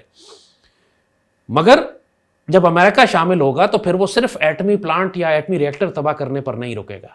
پھر نیکسٹ فیز خود بخود جب آ ہی گئے, اتنا کچھ انوالو ہی ہو گئے, تو پھر رجیم چینج بھی کر ہی دیتے ہیں. رجیم چینج کے لیے پھر وہ خامنائی کو قتل کریں گے. اس کے بعد ایرانی کیسے سنبھلتے ہیں, اگین ایز آئی سیڈ کہ یہ اننونز ہیں, we don't know, we'll have to see. کہ امریکنز داخل ہوتے ہیں, لیڈرشپ قتل کی جاتی ہے, اندر کوئی بغاوت ہوتی ہے, رشیا کیا رسپانس کرتا ہے, چائنا کیا رسپانس کرتا ہے, پاکستان کیسے بہیو کرتا ہے, یہ ان نون فیکٹرز ہیں. But we have the example in the past. Afghanistan میں رجیم چینج کر کے بھی ہم نے دیکھ لیا, افغانستان میں 20 سال امریکہ نے جنگ کر کے بھی دیکھ لی, لیکن اس کا رزلٹ کیا ہوا کہ امریکہ کو افغانستان چھوڑ کر جانا پڑا. وہی طالبان جن کے خلاف وہ آئے تھے انہوں نے دوبارہ سے افغانستان اور Iran are two different examples completely. Afghanistan جو ہے وہ ایک different nature of people, they are a warrior class, they are ان کو پاکستان نے ہیلپ کی تھی. ایران کو ابھی تک کسی نے فتح نہیں کیا. سوویت یونین کے خلاف پاکستان تھا, افغانس خود نہیں لڑ سکتے تھے. It was Pakistan that supported them. جب امریکنز تھے افغانستان میں, اس وقت بھی پاکستان تھا جس کی وجہ سے افغانستان میں ان کو شکست ہوئی. ہم نے ایک افغان مہاجر کو واپس نہیں بھیجا. تمام افغان طالبان کی لیڈرشپ اور اس کی فیملی پاکستان میں تھے. امریکہ ہمیں بلیم کرتا ہے, ٹھیک بلیم کرتا ہے کہ ہم نے امریکہ کو دھوکہ دیا, ہمیں دینا چاہیے تھا. امریکہ ہمارا دشمن تھا.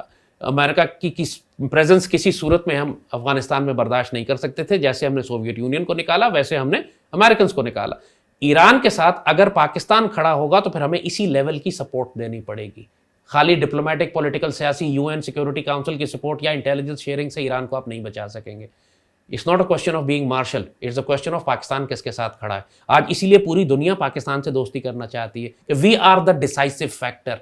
پاکستان جس ملک کے ساتھ کھڑا ہوگا وہ ملک اپنی عافیت, اپنی خیریت محسوس کرتا ہے. پوری دنیا, ترکی تو کیا, آذربائیجان تو کیا, ایران, سب کہہ رہے ہیں کہ ہم پاکستان ہمارا بھائی ہے. حتیٰ کہ ایک ایکسٹرا سٹیٹمنٹ دے دیا ایرانی وزیر نے کہ پاکستان نے کہا ہے کہ اگر ہم پر ایٹم بم گرا تو ہم اسرائیل پہ مار دیں گے. ہم نے ایسا کوئی بیان نہیں دیا, لیکن وہ اپنی قوم کے کانفیڈنس کے لیے, ان کو دینے کے لیے ایک سائیکولوجیکل وار تھی, ایک سائیوپس تھی, ایک انفارمیشن وار تھی اپنی قوم کو سمجھانے کے لیے کہ حوصلہ رکھو, پاکستان ہمارے ساتھ کھڑا ہوا ہے. پاکستان سے ان کو حوصلہ ملتا ہے. پاکستان کس جانب جائے, اور اسی لیے ٹرمپ نے بلایا تھا فیلڈ مارشل کو پوچھنے کے لیے کہ آپ کس جانب کھڑے ہیں. فیلڈ مارشل نے ظاہر ہے اس کو کوئی جواب نہیں دیا. جب بھی ٹرمپ تپا ہوا تھا بہت زیادہ کہ پاکستان نے اس کی بات نہیں مانی یا اس کو کوئی کنفرم جواب نہیں دیا. ہم وہی کریں گے جو ہمارے نیشنل انٹرسٹ میں ہوگا. ہم خفیہ طور پہ بھی کر سکتے ہیں, بتا کے بھی کر سکتے ہیں. کچھ باتیں ہم کھل کے کریں گے, کچھ ہم خفیہ کریں گے, کسی کے باپ کو بھی نہیں پتہ چلے گا. آخر ہم نے ایٹم بم بھی تو خفیہ بنایا نا, کسی کے باپ کو نہیں پتہ چلا ہم نے کیسے بنایا. تو ہم نے اگر ایران کی مدد کرنی ہے تو ہم خفیہ کریں گے, کسی کے باپ کو نہیں پتہ چلے گا. اور اسرائیل کو بھی بلا وجہ چوٹیں لگیں گی, ہر طرف سے مار پڑے گی, اس کو وہی لگے گا کہ یار یہ مار کہاں سے پڑ رہی ہے مجھے. وہ ہم چائنا سے بات کریں, رشیا سے بات کریں, ایران کے ساتھ مل کر کریں نہ کریں انشاءاللہ, لیکن ہم اسرائیل کو چھوڑیں گے نہیں. ہمارا بہت پرانا بدلہ ہے, اس نے انڈیا کے ساتھ مل کر ہم پر حملہ کیا تھا. ہم نے اسرائیل کو جوابی ضرور مارنا ہے. دیکھو ایک امپورٹنٹ بات یہاں پہ آپ بے شک, اسرائیل انڈیا کے ذریعے پاکستان کو تباہ کروانا چاہتا ہے. Understand the logic. تو انڈیا اور اسرائیل کے درمیان جو ملٹری الائنس ہے, اس کو پاکستان نے ہر حال میں توڑنا ہے. اور اس کو توڑنے کا طریقہ یہ ہے کہ آپ اسرائیل کو اتنا ماریں کہ اسرائیل اس قابل ہی نہ رہے اس کا ملٹری انڈسٹریل کمپلیکس کہ وہ انڈیا کو سپورٹ کر سکے. پھر ہم انڈیا سے نمٹ لیں گے. انڈیا کے ساتھ ہماری جنگیں شروع ہو چکی ہیں اور یہ جنگیں اب لمبی چلیں گی, فیزز میں چلیں گی. ابھی ایک راؤنڈ ختم ہوا ہے, دوسرا راؤنڈ آئے گا, پھر وہ رکے گا, پھر فیزز الٹیمیٹلی فائنل بیٹل ہماری ان کے ساتھ شروع ہوگی. تو ہمیں اس وقت جبکہ جنگ چل رہی ہے اپنے اتحادیوں کے ساتھ مل کر ایک ایسی اسٹریٹجی بنانی ہے کہ ہم اسرائیل کو اتنا ماریں کہ اس کا ملٹری انڈسٹریل کمپلیکس کم از کم ختم ہو جائے, وہ اس قابل نہ رہے کہ انڈیا کو ڈرون سپلائی کر سکے یا ٹیکنالوجی. کس طرح ماریں گے جب ہم امریکہ ہمیں بلاتا رہے گا, ہم وائٹ ہاؤس جاتے رہیں گے, اس سے کوئی فرق نہیں پڑتا. آپ کو چائنا بھی بلائے گا, آپ کو رشیا بھی بلائے گا, امریکہ آپ کی سپورٹ میں کھڑا ہوا, اسرائیل والوں کی کہہ رہا ہوں, جب تک امریکہ اسرائیل کی سپورٹ میں کھڑا ہوا, کس طرح پاکستان ٹیک آن کر سکتا ہے اسرائیل کو؟ جو کچھ کریں گے, ہم نے خود امریکہ کے خلاف اتنی بڑی اسٹریٹجی بنائی جب امریکہ افغانستان میں تھا, امریکہ کے باپ کو نہیں پتا چلا. جو ہمارے کرنے والے لوگ ہیں ان کو معلوم ہے کیا کرنا ہے. پاکستان اسپیشلائز کرتا ہے کوورٹ آپریشن میں بھی اور اوورٹ آپریشن میں بھی. جو ہم نے کرنا ہے وہ ہم کریں گے, لیکن بتائیں گے نہیں کسی کو. اینڈ آف ٹائمز پہ تھوڑی سی بات کرتے ہیں کہ یہ ساری جو چیزیں لنکڈ ہو رہی ہیں, غزوہ ہند کی بات کر لی جائے, اسرائیل ایران وار کی بات کر لی جائے, پھر اسپیشلی سیریا میں جو ڈیولپمنٹ ہوئی ہیں, جولانی کا آنا, وہاں پہ حکومت گر جانا, کچھ احادیث ہیں اس کے حوالے سے بھی میں آپ کے ساتھ شیئر کرتا ہوں. آپ بہتر بتا سکیں گے کہ اس پہ آپ کی رائے کیا ہے, کہ رسول اللہ نے فرمایا کہ جب تم خراسان کی طرف سے سیاہ جھنڈے آتے دیکھو تو اس کا استقبال کرو, کیونکہ ان میں اللہ کا خلیفہ مہدی ہوگا. آپ نے تو سیاہ جھنڈے کو سب جھنڈے سے جوڑا ہے, اس تشبیہ دی ہے. تو اس کے حوالے سے آپ کے مطلب کیا نیریٹو ہے, آپ کی کیا رائے ہے اس تمام معاملے پہ؟ ظاہر ہے اتنی بڑی خوشخبریاں اور اتنی بڑی بشارتیں ہیں اس پاکستان کے بارے میں, پاکستانی قوم کے بارے میں, کہ ہم لوگ ڈسبلیف میں چلے جائیں. یار ایسے کیسے ہو سکتا ہے کہ حضور نے ہمارے بارے میں بشارتیں دی؟ کیا حضور نے غزوہ ہند کے بارے میں نہیں فرمایا؟ کیا سیدی رسول اللہ نے یہ نہیں فرمایا کہ مسلمانوں کی ایک فوج ہند سے تصادم کرے گی اور غزوہ ہند ہوگا اور ہند کے حکمرانوں یعنی مودی اور امیت شاہ کو زنجیروں میں لپیٹ کر لائے گی؟ اگر آپ آج کے دور کی بات کریں تو یہی مفہوم ہے نا. یہ نصیب کس فوج کا ہے؟ دنیا میں کون سی مسلمان فوج ہے جو آج غزوہ ہند کر رہی ہے؟ مجھے بتائیں. کیا ترکی کر رہا ہے؟ کیا سعودی عرب کر رہا ہے؟ ایران کر رہا ہے؟ افغانستان پاکستان کر رہا ہے نا. تو غزوہ ہند کی احادیث کس ملک پر پوری ہو رہی ہیں؟ پاکستان پر. اسی طرح جو خراسان والی حدیث ہے, پاکستان خراسان کی جانب ہے. سیدی نے فرمایا تھا خراسان کی جانب سے. پاکستان دیکھیں 2 حصوں پہ مشتمل ہے. آدھا پاکستان سندھ کہلاتا ہے, دریائے سندھ ہے نا ہمارے بیچ میں, آدھا پاکستان سندھ ہے, اور جو دریائے سندھ کے ویسٹ پہ پاکستان ہے وہ خراسان کا علاقہ ہے. اور حضور نے فرمایا تھا خراسان کی جانب, یہ نہیں فرمایا خراسان سے, خراسان کی جانب, direction of Khorasan which is Pakistan today. اس زمانے میں پاکستان نہیں تھا, تو حضور نے سندھ کا لفظ استعمال فرمایا. آپ نے سندھ کا لفظ استعمال فرمایا وچ از پاکستان, آپ نے خراسان کا لفظ استعمال فرمایا اس کی جانب وچ از پاکستان. اب حدیث شریف میں, یہ میں نے نہیں بنائی, آپ نے خود ابھی پڑھی ہے, حدیث شریف میں ہے کہ خراسان کی جانب سے ایک فوج نکلے گی جس کے ترجمہ کرتے ہیں لوگ کہ کالے جھنڈے ہوں گے, سیاہ جھنڈے ہوں گے, اور میں ترجمہ کرتا ہوں کہ گہرے سبز رنگ کے جھنڈے ہوں گے. اس فوج میں اللہ کا خلیفہ مہدی ہوگا. یہ حدیث ہے حضور کی. تو اس کا مطلب ہے کہ جو اللہ کا خلیفہ مہدی ہے وہ اس فوج میں سے نکلے گا جو پاکستان سے نکلے گی. اور کون سی فوج ہے یہاں پہ مجھے بتائیں. لوگ کہتے ہیں نہیں یہ پاکستان سے حسد کرتے ہیں نا, نہیں ایران سے ہو سکتا ہے, یہ نہیں یہ افغانستان سے ہوگا. ارے بھائی چلو افغانستان سے ہو جائے, ایران سے ہو جائے, پاکستان سے ہو جائے, یہ بات تو حدیث شریف میں واضح ہو گئی کہ اللہ کا خلیفہ مہدی اس خطے سے نکلے گا. حدیث شریف آپ نے خود پڑھی ہے نا. اور بات صرف جھنڈوں کی آ جاتی ہے. اب اس کو اسپیسیفک کر لیتے ہیں کہ یہ فوج ایرانی ہے کہ افغانی ہے کہ پاکستانی ہے. رایت السود کی ٹرانسلیشن پوری دنیا میں لوگ کرتے رہے کہ کالے جھنڈے, اردو بولنے والے چونکہ عربی نہیں جانتے, آپ پرانی عربی کی ڈکشنری اٹھا کے دیکھیں تو اس میں صاف لکھا ہوا ہے کہ لفظ سود کی ٹرانسلیشن کالا بھی ہوتا ہے اور گہرے سبز رنگ کے پرچم بھی ہوتے ہیں. اب ناؤ چیزیں they start to make sense.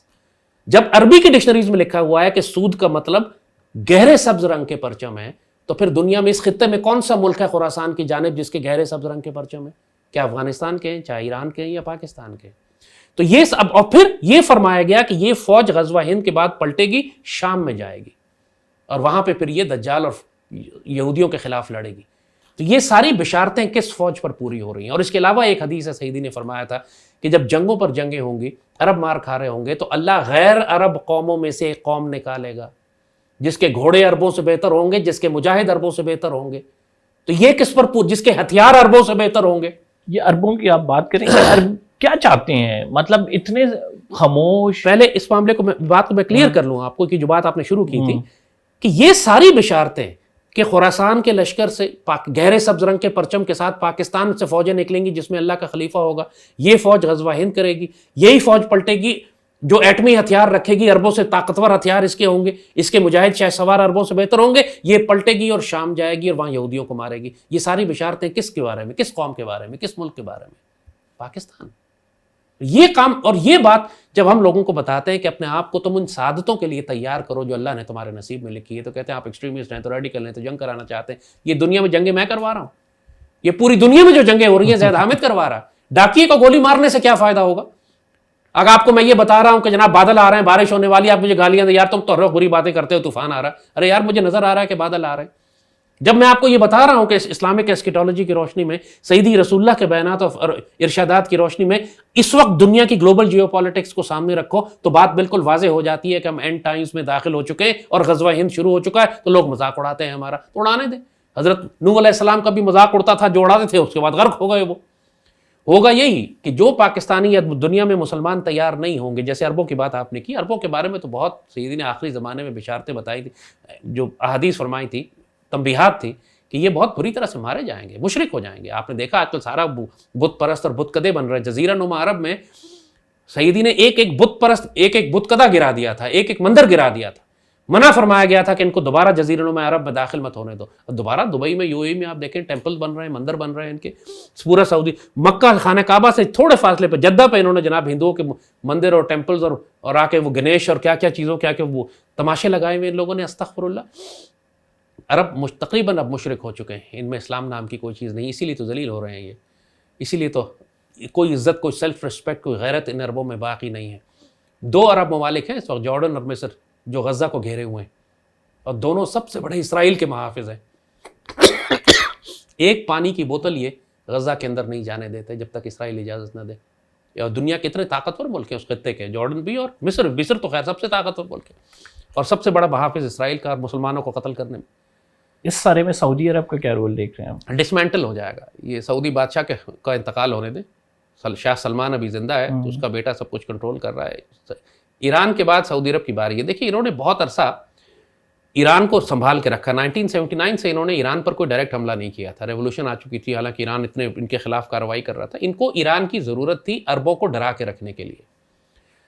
اب انہوں نے عرب بالکل ختم کر دیے ہیں, مکمل طور پر اپنے کنٹرول میں لے لی. ابھی آپ نے دیکھا ہے ٹرمپ ہو کے گیا سعودی عرب سے, پوری دولت نچوڑ لی. جو دولت ان کے پاس تھی ٹریلینز آف ڈالر, وہ قطر سے, تو بحرین سے, تو یو اے سے, انویسٹمنٹ کے نام پہ سب لے کے نکل گیا.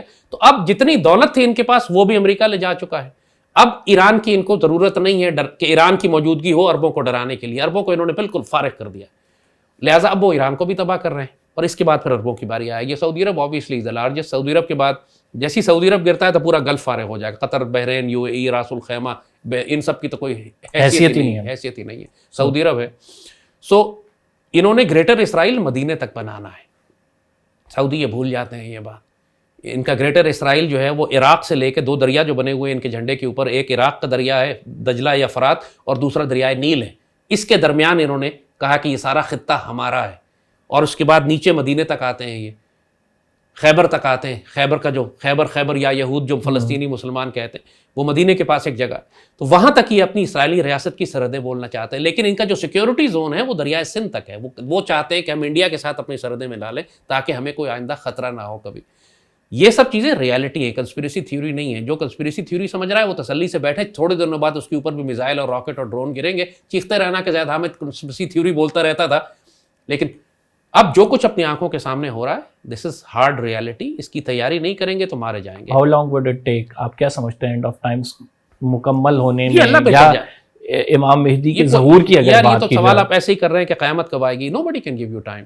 لیکن یہ but the sequence of the events, اس سے perception آپ کی کیا ہے, اس سے اخذ کیا کر آپ سکتے ہیں؟ سیکوینس دیکھیے کہ پہلے غزوہ ہند ہے, ہاں مڈل ایسٹ میں جنگیں ہوتی رہیں گی جو ہو رہی ہیں, پہلے غزوہ ہند ہے. ہند کے حکمرانوں کو ہم زنجیروں میں لپیٹ کر لائیں گے, جب ہم واپس پلٹیں گے تو پھر اس لشکر میں آپ کو امام مہدی ملیں گے جو کہ پلٹیں گے, یہ فوج شام تک جائے گی. اور یہی حدیث شریف میں یہی سیکوینس بیان کیا گیا ہے کہ یہاں سے یہ لشکر نکلیں گے, گہرے سبز رنگ کے پرچم ہوں گے, یہ شام جائیں گے اور وہاں جا کے دجال کو قتل کریں گے. it may be 2026 2027, Allah knows best. لیکن میں نے کہا ہم اس ایونٹس میں داخل ہو چکے ہیں. پہلی جنگ غزوہ ہند کی فائنل کانفلکٹ کی شروع ہو گئی ہے ہمارے پاس. آئی وڈ سے کہ جو سارے ایونٹ جن کی ہم بات کر رہے ہیں شاید اگلے 10 سال میں پورے ہو جائیں, in next 10 years maximum. and who will rule the world then? آخر میں جو بالکل آخر میں سیدی رسول اللہ نے جو اس کی بھی بشارت عطا فرمائی ہوئی ہے کہ یہ جو کاٹ کھانے والی بادشاہتیں تم دیکھ رہے ہو, جنگوں پہ جنگیں ہوں گی, اس کے بعد دنیا میں اللہ خلافت اللہ منہاج النبوہ کو دوبارہ قائم کر دے گا. اللہ یہ سیدی رسول اللہ نے اینڈ رزلٹ یہی بتایا ہے. جس طرح غزوہ ہند کی رزلٹ سیدی نے پہلے بتا دیا ہے کہ ہوگا, تم ہند کے حکمرانوں کو یعنی مودی کو, امت شاہ کو, ڈوول کو زنجیروں میں لپیٹ کر لاؤ گے. یہ سب مارے جائیں گے ہمارے ہاتھوں انشاءاللہ, جو بھی حکمران ہوگا اس وقت انشاءاللہ. ہم ان کے ساتھ وہی سلوک کریں گے جو شہاب الدین غوری نے پرتھوی راج کے ساتھ کیا تھا, زنجیروں میں لپیٹ کر لایا تھا. ان کا بہت برا حشر ہم کریں گے انشاءاللہ. اس کا رزلٹ سیدی رسول اللہ نے ہمیں پہلے بتا دیا ہے تاکہ جو بیچ میں مشکلات اور پریشانیاں آئیں پاکستانی قوم مایوس نہ ہو, خوفزدہ نہ ہو جائے. رزلٹ پہلے بتا دیا گیا ہے. آخر میں پوری دنیا میں جو جنگیں ہو رہی ہیں اس تباہی کا رزلٹ خلافت اللہ منہاج النبوہ پہ نکلے گا کہ جو اللہ کا خلیفہ مہدی سیدی رسول اللہ کے حکم سے وہ نافذ کرے گا اس کو. یہ رزلٹ ہے, اینڈ رزلٹ. اب اس سے پہلے دنیا میں جنگیں بھی ہوں گی, تباہی بھی ہوگی, اتنا خون خراب, آرمگیڈن بھی ہوگی, ہرمجدون جسے کہتے ہیں, ایک ایسی جنگ کہ جو کوا اڑتے اڑتے یا چڑیا اڑتے اڑتے تھک کے بیٹھے گی تو لاشوں پہ گرے گی. اتنی لاشیں اس جنگ کے نتیجے میں ہوں گی. سب احادیث میں لکھا ہوا ہے, اگین میری طرف سے بنائی ہوئی کوئی چیز نہیں ہے. سیدی رسول اللہ نے جو انڈیکیٹرز دی ہیں, آپ صرف انڈیکیٹرز کے مطابق اپنے آپ کو دیکھتے رہیں کہ آپ کس زمانے میں, زمانے کا مزاج کیا ہے.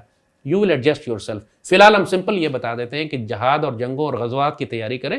پیس ٹائم ختم ہو چکا ہے. اب کوئی دنیا میں آرڈر قائم نہیں ہے, کوئی دنیا میں ورلڈ انٹرنیشنل آرڈر باقی نہیں بچا. اب مسلمان ملکوں کو اپنی بقا کے لیے سر دھڑ کی بازی لگا کے لڑنا پڑے گا. اپنا ڈیفنس بجٹ بڑھائیں, اپنی فوجوں کی تعداد بڑھائیں, اپنی قوم کو جہاد اور جنگوں کے لیے تیار کریں. اب امن اور سکون دنیا میں کہیں بھی نہیں ہوگا.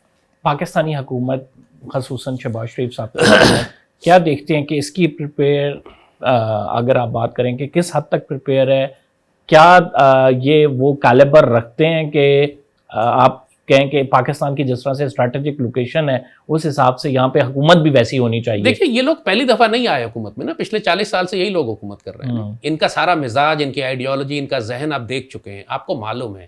یہ اوور نائٹ چینج نہیں ہوگا, اسلامی انقلابی مجاہدین نہیں بن جائیں گے یہ لوگ سارے کے سارے وہ ہیں کہ جن کا بیک گراؤنڈ کرپشن کا ہے, جن کا بیک گراؤنڈ امریکہ کے ساتھ تعلقات رکھنے کا ہے, جن کا بیک گراؤنڈ جو ہے وہ پاکستان کو بٹرے کرنے کا ہے. ان کا اس وقت ہونا نہ ہونا بیکار بات ہے. صرف ٹوٹل پورا کرنے کے لیے ان کو کسی نہ کسی کو کرسی پہ بٹھانا تھا تو ان کو بٹھایا ہوا ہے. پاکستان اس وقت اللہ کے فضل سے فیلڈ مارشل اس کے فیصلے کر رہے ہیں کہ ہم نے کیا کرنا ہے. جب بھی تو آپ کے خیال میں جو انڈیا کو مارا گیا ہے, تباہی مچائی گئی ہے, اتنے بڑے بڑے فیصلے کیے گئے, پوری دنیا کا امریکہ کا صدر پاکستانی فیلڈ مارشل کو کیوں بلا رہا ہے, پرائم منسٹر کو کیوں نہیں بلایا اس نے؟ کیونکہ پرائم منسٹر کہتا ہے کہ بیگرز کانٹ بی چوزرز. اس پرائم منسٹر کی ورتھ سب کو معلوم ہے, اس نے خود اپنی ورتھ دنیا کو بتائی. Why we are so confused nation? Because we declared ourselves as a democratic nation. اس سے کوئی فرق نہیں پڑتا. پاکستان دنیا میں کوئی بھی ملک ڈیموکریٹک نہیں ہے. ہر ملک میں ایک اولیگارک, ایک خفیہ ادارہ ہوتا ہے, ایک ایجنسیز ہوتی ہیں جو ملک کو چلاتی ہیں. امریکہ میں بھی ایسا ہی ہے, CIA ہے, ان کے پیچھے اور خفیہ ادارے ہیں. امریکن اسرائیلی لابی ہے جو امریکہ کو چلا رہی ہے. آپ مجھے بتائیے امریکہ ڈیموکریٹک ملک ہے؟ امریکہ میں جو کچھ ہو رہا ہے اس وقت اسرائیلی لابی کے حوالے سے, پینٹاگون کا بہت اثر و رسوخ ہے, اسرائیل کا بہت تو اثر یہ و رسوخ کہنے کی ہے. بات ہے کہ ڈیموکریٹک. دنیا میں کوئی ملک ڈیموکریٹک نہیں ہے. نہ سعودی عرب ڈیموکریٹک ہے, نہ رشیا ڈیموکریٹک ہے, نہ چائنا ڈیموکریٹک ہے, نہ ایران ڈیموکریٹک ہے, اور جو ملک نہ امریکہ ڈیموکریٹک ہے. اور پاکستان جو اپنے آپ کو ڈیموکریسی کہتا ہے, پاکستان کے سیاستدان اتنے کرپٹ اور چور ہیں کہ حکومت اور اختیار ان کو دے دیا جائے تو یہ سارے ملک 10 دفعہ بیچ کے کھا جائیں. اگر پاکستان بچا ہے تو فوج کی وجہ سے, زرداری, نواز اور عمران کی وجہ سے نہیں. PTI کا کیا فیوچر دیکھ رہے ہیں؟ they'll be banned, they'll be dismantled, Imran will remain in jail. Imran ہمیشہ کے لیے انشاءاللہ کبھی باہر نہیں آئے گا. یہ پی ٹی آئی ڈسمینٹل ہو جائے گی, بالکل اس کو بین کر دیا جائے. ہو سکتا ہے کہ یہ والی رجیم کے بعد دوسرے لوگ آئیں, وہ عمران خان کو یہ اللہ بہتر جانتا ہے. نواز شریف صاحب کے ساتھ بھی تو یہی ہوا, یہ اللہ بہتر جانتا ہے. نواز 99 کا بھی آپ کو پتا ہے کہ وہ ہوا تھا, طیارہ سازش کیس, اس کے بعد پھر آ گئے, پھر وہ وزیر اعظم. ایک میں امریکن فلم دیکھ رہا تھا, اس میں ایک امریکن پریزیڈنٹ ہوتا ہے, تو وہ اپنے ڈائریکٹر آف سی آئی اے سے بات کر رہا ہوتا ہے. تو امریکن پریزیڈنٹ کہتی ہے کہ مجھے اتنے کروڑ لوگوں نے ووٹ دے کے منتخب کیا, تمہیں کس نے ووٹ دیا؟ اس نے کہا یہ بات تو ٹھیک ہے کہ مجھے کسی نے ووٹ نہیں دیا, لیکن میری اپنی ایک کانسٹیٹوئنسی ہے. وہ امریکن پریزیڈنٹ پوچھتی ہے تمہاری کیا کانسٹیٹوئنسی ہے؟ تو وہ کہتا ہے کہ امریکن پریزیڈنٹ کو کہ میں آپ کو نصیحت کر رہا ہوں کہ you never go to war with your own national security establishment. ٹھیک ہے نا. یہ جو کینیڈی تھا, he started to go against his national security establishment, اس کو قتل کروا دیا انہوں نے. نیشنل سیکورٹی اسٹیبلشمنٹ ہر ملک میں بہت طاقتور ہوتی ہے, چاہے امریکہ ہو یا Pakistan. Imran has gone to war with national security establishment, یہ سب سے بڑی اس کا پولیٹیکل ڈیزاسٹر ہے. But that national security establishment is one man اور the coming پوری اسٹیبلشمنٹ. آپ مجھے بتائیے اس وقت کیا یہ صرف جنرل یہ فیلڈ مارشل عاصم کی وجہ سے تو ناراضگی نہیں ہم نے, لیکن اس ملک میں ہم نے یہ تو دیکھا ہے کہ آرمی چیف چینج ہوتا ہے, دوسرا آرمی آتا ہے, اس کی اگر کہیں اور الائنمنٹ ہو تو معاملات تبدیل ہو جاتے ہیں. یہ آپ سوال مجھ سے اس وقت کیجیے گا کہ جب آرمی چیف یا فیلڈ مارشل چینج ہوں گے. تو عمران نے بھی یہی پلان کیا تھا کہ اگلے 20 سال تک میں حکومت کروں گا. وہ فیض کو اسی لیے لانا چاہ رہا تھا, باجوہ کو اسی لیے ایکسٹینشن دی تھی اس نے کہ فیض پروموٹ ہو کے اس مقام پر آ جائے گا, پھر میں باجوہ کو ہٹا کے فیض کو لے آؤں گا. آپ سمجھتے ہیں کیا آرمی چیف نہیں چینج ہو گیا؟ جو حالات دنیا میں بنے ہوئے ہیں, یہ بات نہیں کہ وہ چاہیں یا نہ چاہیں, ریٹائرمنٹ ڈیٹ آ جائے یا نہ ڈیٹ آ جائے. میں یہ دیکھ رہا ہوں کہ دنیا میں حالات ایسے بنے ہوئے ہیں کہ اتنی خوفناک جنگیں آ رہی ہیں کہ شاید پاکستانی قوم خود ان سے کہے گی کہ please you stay and take care of us. ان کے ہونے سے قوم کو حوصلہ مل رہا ہے. پہلی دفعہ میں دیکھ رہا ہوں باجوہ اور فیض نے جو تباہی مچائی تھی, جو فوج کا کانفیڈنس ختم ہوا تھا, جو قوم اور فوج کے درمیان ایک اختلاف پیدا ہو گیا تھا, جو ایک نفرت تھی فوج کے خلاف اس قوم کے اندر, وہ اوور نائٹ ختم ہو گئی جب اس سپہ سالار نے یہ فیصلہ کیا کہ ہم بھارت کو منہ توڑ جواب دیں گے, اور کر کے دکھایا. تو اس وجہ سے اس وقت جو ریٹنگ ہے, جو رسپیکٹ اور کریڈیبلٹی ریٹنگ ہے پاکستان میں, لوگ کہتے تھے پہلے عمران خان سب سے پاپولر لیڈر ہے, فیکٹ ہے کہ اس وقت فیلڈ مارشل سب سے پاپولر لیڈر ہے.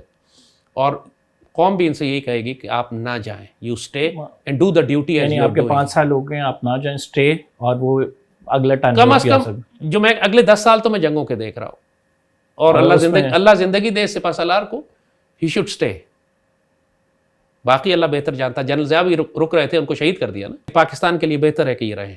یہ جب لوگ ان کے پورے پاکستان میں لوگ ان کے خلاف بکواس کر رہے تھے, اس وقت بھی میں نے یہی کہا تھا کہ یہ اچھا آدمی ہے, یہ حافظ قرآن ہے, یہ مسلمان ہے, یہ مجاہد ہے.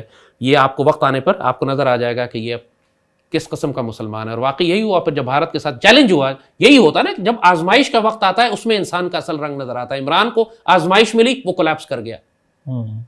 جنرل عاصم کو, فیلڈ مارشل عاصم کو چیلنج آیا, یہ رائز کر گئے. جبھی پوری دنیا ان کو بلا کر ان سے عزت سے بات کر رہی ہے, because he achieved, he delivered at the time of crisis. Imran collapsed. یہی فرق ہے. تھوڑا سا آپ پہ بات کر لیتے ہیں. آپ کیا سمجھتے ہیں کیوں اتنی زیادہ آپ کو سیکیورٹی کی ضرورت پڑتی ہے؟ مطلب ابھی بھی رائٹ ناؤ ہم جس روم میں یہ پوڈ کاسٹ ریکارڈ کر رہے ہیں اس میں بھی ہمارے ساتھ ایک ویپنائزڈ شخص موجود ہے. Why is it so? آپ مجھے یہ بتائیے, آپ نے یہ دیکھا ہے نا کہ انڈیا میں سب سے زیادہ نفرت کس پاکستانی سے کی جاتی ہے انڈین میڈیا میں؟ لال ٹوپی والے سے. یہ فیکٹ ہے نا. آپ کو یہ بھی معلوم ہے کہ پورے پاکستان میں جتنے مجاہدین موجود تھے, بھارت کچھ عرصے سے ان کو قتل کروا رہا ہے. از دیٹ رائٹ اور ناٹ؟ ہے کہ نہیں؟ تو یہ پاکستان میں جتنے وہ ایلیمنٹس ہیں کہ جو بھارت کو نقصان پہنچا رہے ہیں, وہ بھارت کی ہٹ لسٹ کے اوپر ہیں. پاکستان میں پچھلے چند مہینوں میں کوئی 10 یا 12 کے قریب مجاہدین لیڈرشپ کو قتل کیا گیا. کون قتل کر رہا ہے؟ ظاہر ہے یہاں بھی جاسوس موجود ہیں نا. اور اس وقت انفارمیشن وار اور سائیکولوجیکل وارفیئر میں اللہ کے فضل سے پورے بھارت میں اگر کسی شخص سے نفرت کی جاتی ہے تو وہ لال ٹوپی والا ہے. تو ظاہر ہے کہ مجھے بھی انفارمیشن ہے, انٹیلیجنس ہے, مجھے بھی انفارمیشن دی گئی ہے اپنے دوستوں کی طرف سے کہ پلیز بی کیئرفل, آپ ملاقاتیں محدود کر دیں, آپ ٹریول کم کر دیں, you are a target, they are trying to assassinate you. ہمارا ایک رول ہے اللہ کے فضل سے, اللہ کے دشمنوں کو ہم سے تکلیف پہنچتی ہے. تو اب سیدی رسول اللہ نے بھی میدان جنگ میں ڈبل ذرہ بختر پہنی ہے, 2 باڈی آرمرز پہنے ہیں آپ نے. کیوں سیدی رسول اللہ نے کیوں 2 باڈی آرمر پہنے؟ اس لیے کہ یہی آپ نے فرمایا, ہم کو سکھا دیا کہ جب تمہیں تھریٹ ہو تو اپنی سیکیورٹی کا پورا انتظام کرو. تو یہی وجہ ہے. ظاہر ہے کہ آپ ہر وہ شخص کے جو دشمن کے لیے خطرہ ہے اس کی سیکیورٹی کیوں ہوتی ہے؟ آرمی چیف کے گرد سیکیورٹی کیوں ہے؟ پریزیڈنٹ, پرائم منسٹر یا بڑے لوگوں کی سیکیورٹی کیوں ہے؟ میں تو چھوٹا سا آدمی ہوں، لیکن اللہ کے فضل سے ہماری اذان سے ہمارے دشمنوں کو بہت تکلیف یہ پہنچتی ہے. پرائیویٹلی آپ نے رکھی بھی آپ نے. یہ میری ظاہر ہے میری اپنی ٹیم کے لڑکے ہیں، میں نے کوئی باہر سے نہ فوج کی ہے نہ پولیس کی ہے، یہ میرے پرائیویٹ ٹیم کے میرے اپنے بچے ہیں، میری اپنی ٹیم ہے. ٹھیک. تو آپ نے یہ دیکھا، I think that should be enough. اور باتیں میں کھولتا لیکن اپنی نہیں کوئی نہیں. I can understand that. We respect that. I can understand that. آخر میں بس ایک، کیونکہ جو بات میں آپ سے کر رہا تھا کہ مجھ سے تو کوئی اس معاشرے میں، اس سوسائٹی میں، اس حکومت میں کوئی مجھ سے بات بھی نہیں کرتا ہے. مجھ سے نہ حکومت بات کرتی ہے، میڈیا پہ آپ لوگوں نے پابندی لگائی ہوئی ہے. لوگ سمجھتے ہیں کہ میں فوج کا آدمی ہوں. اگر میں فوج کا آدمی ہوتا we are here to talk to you. تو اگر میں فوج کا آدمی ہوتا تو کیا فوج اتنی کمزور ہے کہ مجھے کسی ٹی وی چینل پہ پروگرام نہ دلوا دیں؟ حالانکہ اپنے طور پر جو ہم کام کر رہے ہیں اس کی وجہ سے پوری دنیا میں اللہ کے فضل سے میٹا نیریٹو پاکستان کا ہم بلڈ کرتے ہیں. انڈیا پورا چیختا چلاتا ہے کہ یہ لال ٹوپی والا ہمیں تنگ کر رہا ہے. جب یہ سب کچھ ہے تو اس کے بعد آپ مجھے بتائیے نا، یہ ریاست پاکستان، یہ حکومت، اس نے میرا بائیکاٹ کیوں کیا ہوا ہے؟ غدار ہے نا اس کی صفوں میں. پھر آپ پوچھتے ہیں غدار کہاں ہیں؟ غداری ایسے نظر آتی ہے، جس شخص کی وجہ سے تمام دشمنوں کو تکلیف ہے. پورے پاکستان میں آپ کو ایک شخص نہیں ملے گا جو ٹی ٹی پی کا نام لے کر، بی ایل اے کا نام لے کر اس کے خلاف گالیاں دے اور کہے کہ ان کو پھانسی چڑھاؤ، ہاتھ پاؤں کاٹ کے سولی چڑھا دو ان کو. پاکستان کا کوئی اینکر، آپ خود بھی نہیں کہہ سکیں گے یہ کہ اپنی شکل اور اپنے چہرے کے ساتھ آپ آ کے کہیں کہ ٹی ٹی پی اور نور ولی محسود کو ہاتھ پاؤں کاٹ کے مخالف سمتوں سے درخت پہ سولی چڑھا دو. آپ یہ نہیں کہہ سکیں گے کہ آپ کے چھوٹے بچے ہیں. لیکن میں کہتا ہوں I am the only one who says that. اس لیے سیکیورٹی رکھنی پڑتی ہے مجھے. اور اس کے باوجود یہ حکومت، یہ ریاست جو ہمارے کام کی وجہ سے سروائیو کر رہے ہیں کہ ہم نے اتنا اسٹرانگ نیریٹو خوارج کے خلاف اور دشمنوں کے خلاف اور بی ایل اے کے خلاف ہم نے بلڈ کیا ہے، یہ ساری حکومت مجھ سے تعلقات توڑ کر رکھتی ہے. آپ اس سے ان کی لائلٹی کا اندازہ کر لیں کہ یہ مجھ سے انکمفرٹیبل کیوں ہوتے ہیں. مجھ سے انکمفرٹیبل صرف ایک حرام خور کا بچہ ہوگا، یاد رکھیے گا. جو پاکستان سے پیار کرنے والا، محب وطن، سمجھدار، اللہ رسول سے پیار کرنے والا ہے، وہ ہم سے انکمفرٹیبل نہیں ہوگا.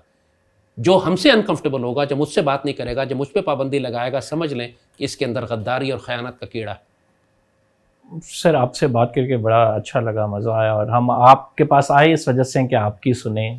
What does a red hat signifies? It signifies that I have a red hat. میرے پاس کسی اور رنگ کی ٹوپی نہیں ہے. نہیں، اس کی بہت ساری اس کی ریزنز ہیں. ترکوں کی ٹوپی جو ہے نا، ترکی ٹوپی جو خلافت عثمانیہ کی نمائندگی کرتی تھی، وہ سرخ رنگ کی تھی.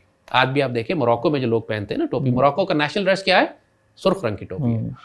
یہی ریڈ کیپ ہے. تو خلافت عثمانیہ کی نشانی تھی یہ ٹوپی. تو ایک مسلمانوں کی عزت کی، مسلمانوں کی شان کی نشانی ہوا کرتی تھی، جب مسلمانوں کو گلوری اور مسلمانوں کا گلیمر تھا. علامہ اقبال نے جب یہ کہا کہ ترک ذلیل ہو گئے ہیں، ترک رسوا ہوئے ہیں، تو علامہ اقبال نے یہ نہیں کہا کہ ترک ذلیل ہوئے ہیں، انہوں نے کہا سرخ ٹوپی رسوا ہو گئی ہے نا. تو یہ سرخ ٹوپی سمبولک ہے. یہ ہمارے ایس ایس جی کمانڈوز کی بھی اسی طرح کی ٹوپی ہے. تو وہ ہمارے مجاہدین، آپ دیکھتے ہیں کہ اکثر میں ریڈ بیرٹ پہنتا ہوں، وہ ہمارے ایس ایس جی کمانڈوز کے ساتھ. پچھلے دنوں آپ کی ویڈیو بھی دیکھ رہا تھا جس میں آپ وہ پریکٹس باقاعدہ کر رہے ہیں. پریکٹیکلی بھی پھر یہ پریکٹس ہوتی رہتی ہے، مطلب جنگ کے حوالے سے. سیدی رسول اللہ نے فرمایا کہ ایک طاقتور مسلمان ایک کمزور مسلمان سے بہتر ہے نا. اس سے کوئی فرق نہیں پڑتا کہ آپ کی عمر کیا ہے. اب ہر پاکستانی کو ایک مجاہد ہونے کی ضرورت ہے. فزیکلی اپنے آپ کو فٹ رکھیں، ہتھیاروں کا استعمال سیکھیں، ہتھیار چلانا سیکھیں. آپ کو آنے والے وقتوں میں جنگیں ہمارے شہروں میں ہوں گی، دہشت گرد ہمارے شہروں میں ہوں گے، دشمن کی فوجیں، بھارتی فوجیں ہمارے شہروں میں گھسیں گی.